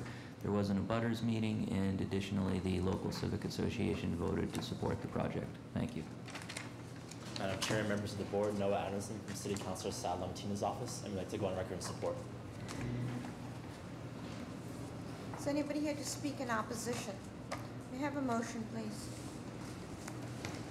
Motion to approve with continued BPDA design review. All those in favor? Aye. Any opposed? Motion carries. You're all set. Good luck. Calling at 11:30, rediscussions, calling BOA 672-867, 549 Washington Street. This is to erect a new building for 5 residential units and 1 retail space. The violations, Article 51, Section 16, a multifamily residential building is a conditional use in a S1 subdistrict. Article 51, Section 17, rear yard is insufficient. Article 51, Section 17, open usable space is insufficient. Article 51, Section 17, the floor-to-area ratio is excessive. Name and address for the record, please. Patrick Mahoney of Adams and Moranci with the business address of 350 West Broadway. On the outset, I would like to make one change. I handed Ms. Hogan a set of plans, a revised set of plans for this project. Towards the end of the community process, it was decided that the commercial space proposed too much of a burden on the neighborhood with multiple vehicle trips a day. So they recently, as recent as a few days ago, decided to do 6 units with the support of the neighborhood instead of the existing commercial space, which is a laundromat. And tell us, what are the sizes of the units? Approximately 550 square feet, 1-bedroom units. The owner's business is next door. That was something that was important to the community for property management purposes, so he is a direct abutter. And it was most important that the laundromat be removed and in its place another unit, so 6 1-bedroom units. Is there a roof deck or anything like that? There's not a roof deck. And nothing in the basement? And no basement space, no basement living space. These condos, rentals? These will be rentals. But do we have an issue, though? Was the advertisement for 5 residential? New plans are submitted. There's no additional zoning violations as a result. Because the residential use is conditional, and that was already cited already cited. Thank you. And I do apologize for not having a full set of plans. It appears our architect went to a different, I think he went to 1010 by mistake. So I did have these printed in between hearings. Okay, tell us about the community process. Prior to meeting Mr. Keegan, he had proposed a different project with the laundromat, and it was a tougher community process. He didn't want to change his building, and after meeting with and going a couple of butters meetings and 3 visits to the BAIA, and also joining our representation, we decided to eliminate to listen to the community and eliminate the commercial use. That was the problem all along, and as a result, we have support from BAIA. I believe they're here today. And is there parking being provided? There's not. There's no parking? I wonder why that wasn't cited. Anyway, is anybody here to speak in support of this proposal? Madam Chair, members of the board, John Allison, Mayor's Office of Neighborhood Services, on behalf of Warren O'Reilly, we'd like to go on record in support. This project has been through an abutters meeting and also has the support of the BAIA. Thank you. Good afternoon, Madam Chair, members of the board. Daniel Polanco, on behalf of Councilor Mark Siomo, would like to go on record in support as well. Madam Chair, member of the board, Annabelle Gomes from the Brighton Austin Improvement Association. We'd like to go on record in support. We do feel that the use of it being 6 units versus a commercial use is a much better use for the neighborhood. The current commercial use causes a lot of traffic and double parking on the street, and the neighbors would really like to see it gone. Thank you. Annabelle, are you guys getting comfortable with these smaller units? This is only 550 square feet. We know, but this particular area, Oak Square, doesn't have any. Actually, most of the areas, they're big, large, 3-deckers and 2. So they don't actually have this kind of housing available, so it actually would be a good thing for that area. Okay, thank you. Anybody to speak in opposition? May I have a motion, please? Motion for approval of BPDA design review. Second. All those in favor? Aye. Any opposed? Motion carries. You're all set. Calling BOA 629-541, 85 Linden Street.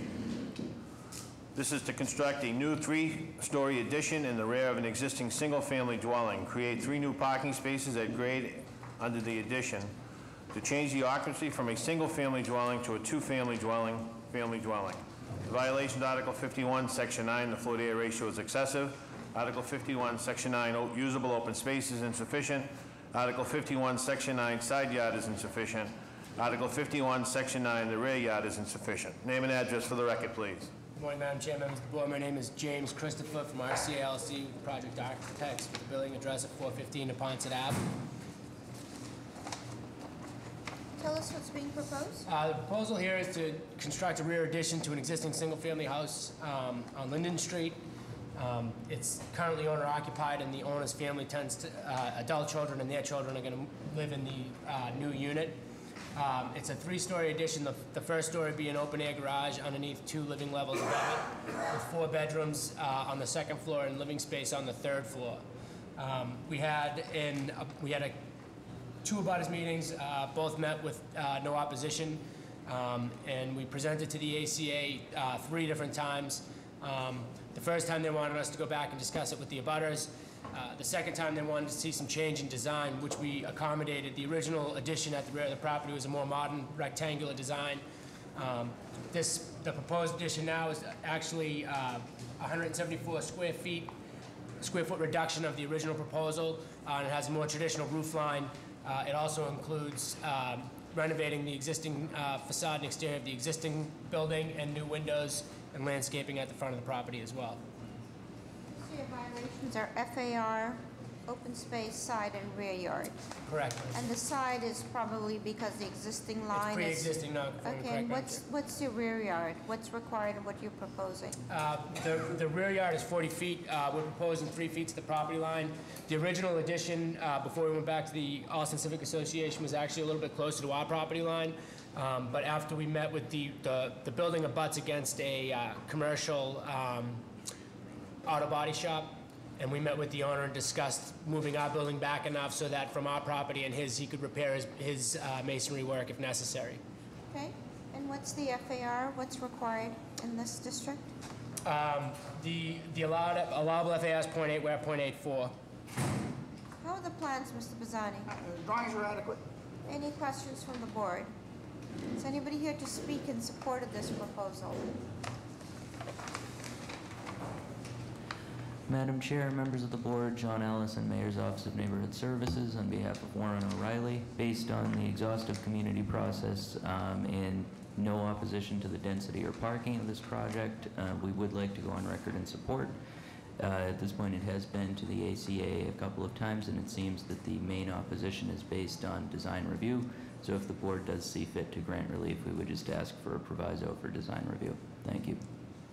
Good afternoon, Madam Chair, members of the board. Daniel Polanco, on behalf of Councilor Marcio, I would like to echo the Mayor's comments on the project. I'd like to go on record in support as well. Thank you. Is anybody here to speak in opposition? May I have a motion, please? Motion to approve with BPDA design review. Second. All those in favor? Aye. Any opposed? Motion carries. You're all set. Thank you for your time.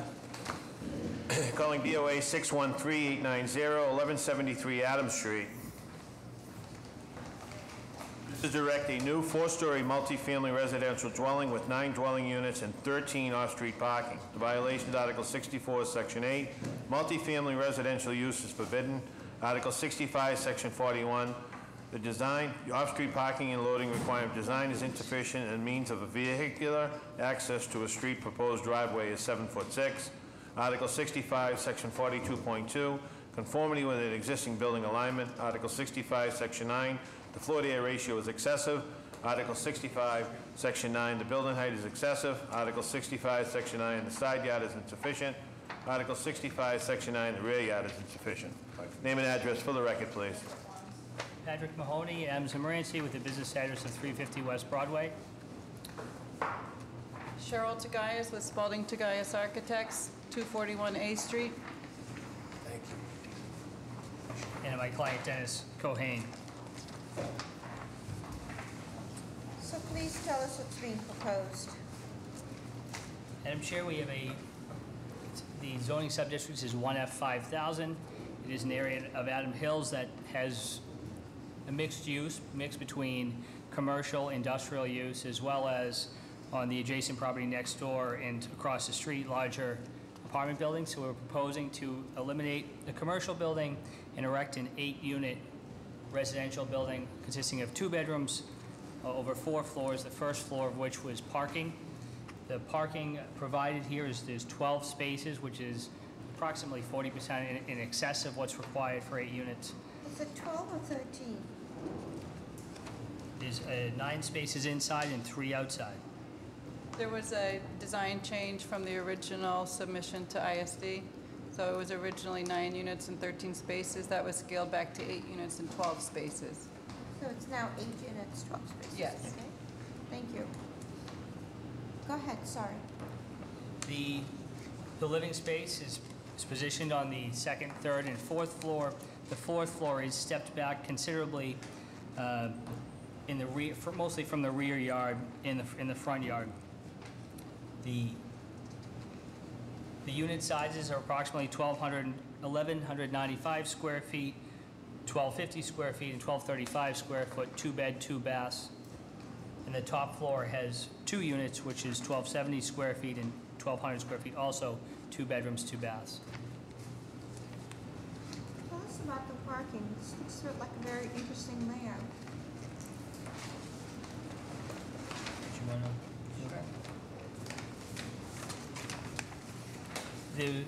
The parking requirement here is met by the inside of the building, but that was a concern that came up in the neighborhood through the community process. So we did provide 3 spaces on the side yard. The building is, the front yard is positioned right on Adams Street. That you enter from the side yard, which is, it isn't a private way.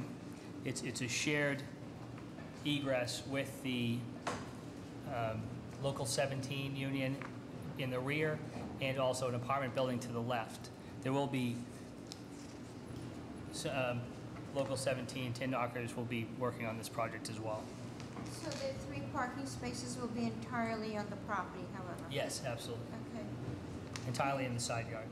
And let's just see, and what's preventing you from meeting the alignment? Is it meeting or is it not? 'Cause I Again, know that was a design change, and it does meet the alignment currently. Okay. And FAR? What's required and what are you proposing? The FAR allowed is 0.5 and the proposed is 1.27. And part of that FAR is for the increased parking because it exceeds what's required. Okay, how are the plans, Mr. Bazzani? Drawings are adequate. Any questions from the board? Is anybody here to speak in support of this proposal? Good morning, Madam Chair and members of the board. My name is Dave Cotter from the Mayor's Office of Neighborhood Services. I'd like to go on record in support. The proponent also has the support of the Lower Mills Civic Association. Thank you. Madam Chair, members of the board, Joe McEachran, City Councilor, Frank Baker's office. We'd like to go on record in support. Good afternoon now, Madam Chair and members of the board. Ed Marenberg, representing the sheet metal workers. The proponent, we're direct abutter and one lot removed. The proponent has been more than forthcoming, answering any questions and concerns we had, and we're actually looking forward to doing business with them and cleaning up that lot. Thank you. Is anybody here to speak in opposition? Are you in opposition? Please put your name and address on the record and tell us Yes. what your concern is. John Harris, Renthal of Boston. We're the abutters next door. What's the address? 1161 Abbott Street. Okay. My concern is that we can be noisy neighbors, 7 to 5 p.m., 6 days a week. We start engines, run, trucks are coming down into the yard with backup beepers. And we also have a storage building right on the lot line. What is the name of your business? Renthal of Boston. Okay. Okay. We have a storage building on the corner of the lot, and it holds 100 gallons of gasoline and 11,080 cubic feet of propane. Our concern is that I keep hearing grandfather clause, but I'm not sure if I know Marina Bay and Quincy had 2 nightclubs over there, and they're gone because of residentials that moved in later.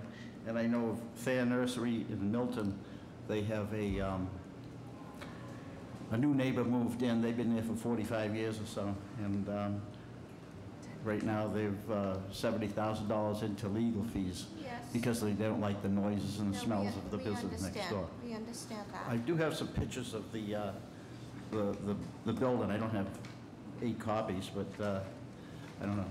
You want me to? Thank you. Is anybody else here to speak in opposition?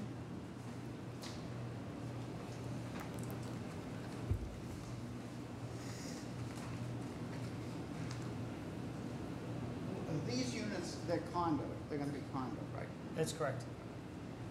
You know, the point that the fellow made is a legitimate point. And when a lot of the development on A Street was going to be done, Gillette, who's been there forever, raised exactly the same issues.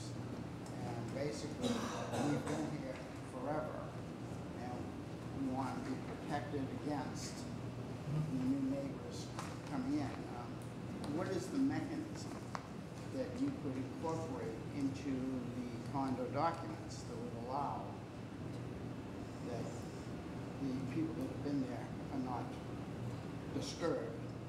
I mean, it's the same thing, you buy a house next to a pig farm, you can't complain about the smell, right? Exactly.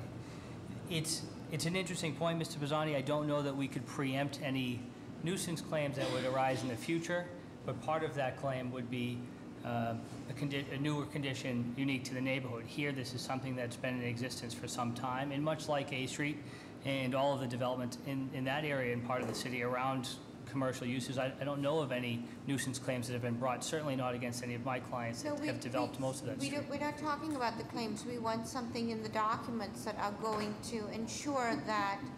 Right, to preemptively waive the claim. Exactly, a preemptive waiver. We could put that in the condo Exactly. documents, but in reality, I don't know how enforceable it would be. Well, you're going to do something that's as enforceable as possible. Exactly, I'm I'd be happy to do that. Additionally, for the gasoline storage, there is a building code requirement in FPA 1 requiring 10 feet from the lot line. We did take that into consideration. Although our neighbor at Renthal is right on the lot line with his gasoline storage, our building is positioned 10 feet away. Again, it doesn't correct his existing building code violation, but at least we are in compliance with the spirit of We're it. interested in health and safety Exactly. of everybody concerned. Thank you. Thanks. May I have a motion, I'm please? going to make a motion to approve the project with two provisos. First proviso is the standard BPDA design review. But the second proviso is to address, the developer is to give assurances that in the condo documents, that there will be acknowledgement of the fact that you have a neighbor that's been there forever, and that you will write into words, as best as can be done, that will preemptively prevent future condo buyers from going after the neighbor. For sound and nuisance claims. Okay? Well, no, because it's beyond sound and nuisance. They have a storage facility that's there, part of their business. I mean, So- sound and nuisance, we all understand how that can be done, but we'd like to have you put something in the document that will be specific to the condition of the neighboring lot. And Matt, can you make sure that's in the decision clearly? Will, Madam Chair. Okay, thank you. Is there a second? Second. Second. All those in favor? Aye. Any opposed? Motion carries with those two provisos. Thank you. Calling DOA 605-455, 734 to 742 Dudley Street. This is to raise the existing structures on lot and erect a new 5-story, 20-unit, 3 stores with 36A takeout. The violation is Article 65, Section 41. Off-street parking requirement is insufficient. Article 65, Section 41, off-street loading requirement is insufficient. Article 65, Section 16, rear yard setback is insufficient. Article 65, Section 16, the floor-to-area ratio is excessive. Article 65, Section 16, height is excessive, 35 feet maximum allowed. Article 65, Section 16, height is excessive, 3 stories maximum is allowed. Article 65, Section 16, usable open space is insufficient. Name and address for the record, please. Vargas da Silveira, 734 Dudley Street, Dorchester. Did you go through an Article 80 process Yes, ma'am. and you were approved? Yes. Okay. So please briefly tell us what's being proposed. Yes, ma'am. I'm here before you today. Currently, there's 4 stores that's existing. This project has been in the works for almost 2 years. We originally had started with 30 units and 3 stores. We're going through various different community process and Article 80 small project review. It was decided that we should take off 2 floors and make some parking in the back. Therefore, today is the final rendering that we have throughout this 2 years that we've been working with the community and the city. Now it's 20 units, 11 parking space, and 3 stores. So 20 units, 11 parking. Is it still 5 stories? 5 stores, correct. Okay. And the reason for that, most recently it was 12 parking space, but we changed the entrance from Wendover to Dudley Terrace based on the community's comment, and therefore eliminated an additional parking space, making it 11. And so and the access to the parking, did you say was from Glendover? That is correct, ma'am. Okay. And tell us about the takeout. Do you have a tenant in there already? Currently, there is we don't have a tenant for the future, but we'd like to reserve that 36A that's there for the tenant in case they want to return to the place, although the store is a lot smaller. There is one there. We'd like to keep the remaining 36As in that location. And how many of these units are affordable? There's 3 of them that it's affordable. Out of the 20 units, 3 of them are affordable. 1 3-bedroom, 1 2-bedroom, and 1 1-bedroom. Okay. Okay. These are very clear drawings. How are the plans, Mr. Pisani? The drawings are adequate. Any questions from the board? Is anybody here to speak in support of this proposal?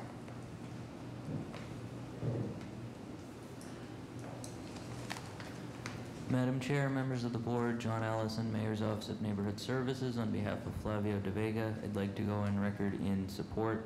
This project has community support and has gone through the Article 80 process. Thank you. Madam Chair, members of the board, Joe McEachran, City Councilor Frank Baker's office, we'd like to go on record in support. Madam Chair, members of the board, Paul Sullivan, on behalf of City Councilor Elijah Michael Flaherty, Councilor to go on record in support. Is anybody here to speak in opposition?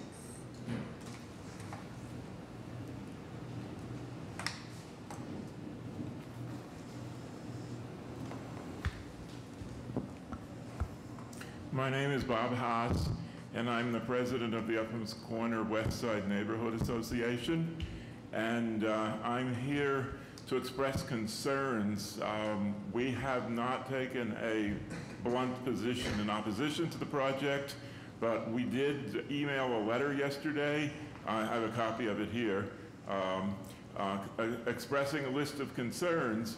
And those concerns also echo concerns that were raised by the Dudley Street Neighborhood Initiative and submitted during the BPDA Article 80 process in the comment period.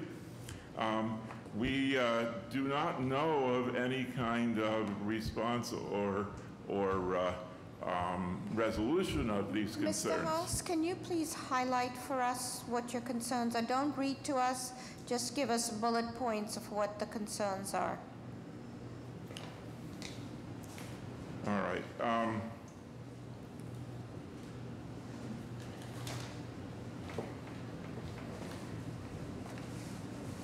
In the meantime, is there... Yes, so I'm going to abbreviate them rather than read them all out in detail.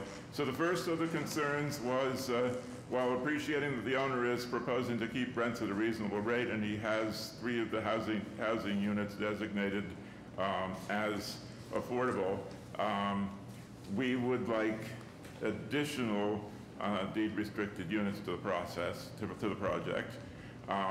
We want to concern, second issue, we want to confirm that a shadow study has been performed, especially as the building will impact the homes directly behind the site. It's a 5-story building, and directly behind it are 2-story one-family houses, and the building is directly south of those 1-story or 2-story houses.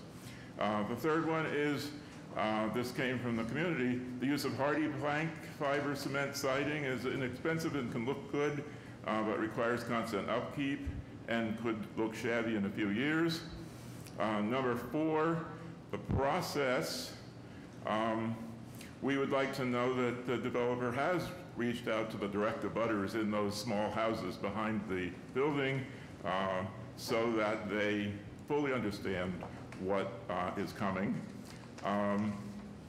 And our concern, this is one of the major ones, we're concerned about parking and traffic, where there are insufficient parking spaces on the street around the building, and we're concerned about emergency and service vehicles if they should come, because Wendover Street is a 1-lane street with no parking on it at all, and because Dudley Street is often choked with traffic. And most important, we're concerned about what the construction management plan is, so that we know where, in fact, the construction vehicles will be parked, because we don't see how they could be parked on Wendover Street since there's no parking there at all. And on Dudley Street, there's the danger of double parking, which can obstruct the flow of traffic, especially the MBTA buses 15 and 41. And that can be a nightmare. Thank you. Thank you. So, can you just address the community process? I'm assuming through Article 80 there was a community process? Correct, ma'am. Well, prior to that, we had 2 separate DS&I meetings, which the gentleman here was present. Majority of the changes to the building was actually authored by him, such as coming from, because in the beginning, since we are so close to the T station, we had said we wanted to build 16 2-bedrooms and I believe 4 1-bedroom because it's so close to the T. Then he suggested that we should change it to 3 bedrooms, so we actually changed it from, now it is 8 3-bedrooms, 8 2-bedrooms, and 4 1-bedroom. Also, there was the suggestion that went over small street, small sidewalk, that we changed the entrance to the building to Dudley Terrace, which we did. And that is in front of you today, which we were trying to build on the lot line. After going through the city trying to acquire the property there, it would have been a long process. We actually scaled the building back 5 feet in order to have the entrance at the Dudley Terrace, which is the front of actually Dudley Street. Okay, thank you. Hold on 1 minute. Any other questions from the board? May I have a motion, please?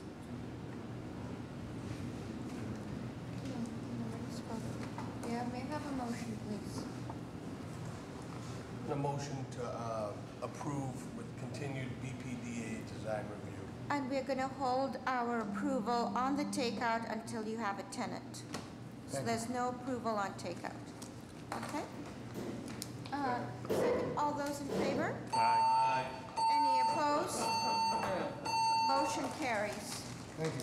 Attention, please. The signal tone you have just heard indicates a report of an emergency in this building. If your floor evacuation signal sounds after this message, walk to the nearest stairway and leave the floor. While the report is being verified, occupants on other floors should await further instructions.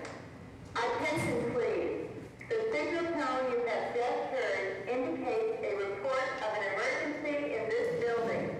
If your floor evacuation signal sounds after this message, walk to nearest stairway and leave the floor.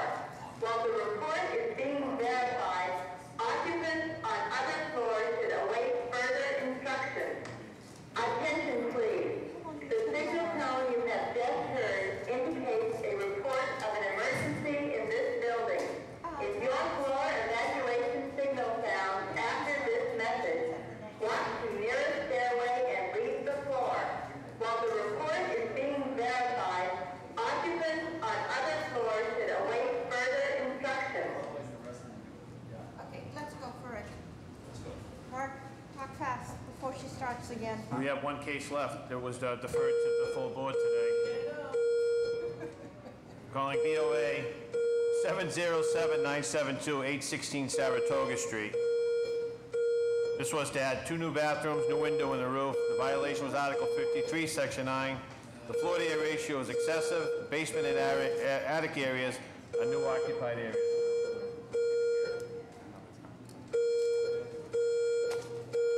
You know, I'm sorry, everybody, but let's adjourn this meeting, and we're going to postpone your case to the first item at the next meeting, okay? When that might be. When is that? I'm sorry. It's- No. It's July July 11th, first thing in the morning, okay?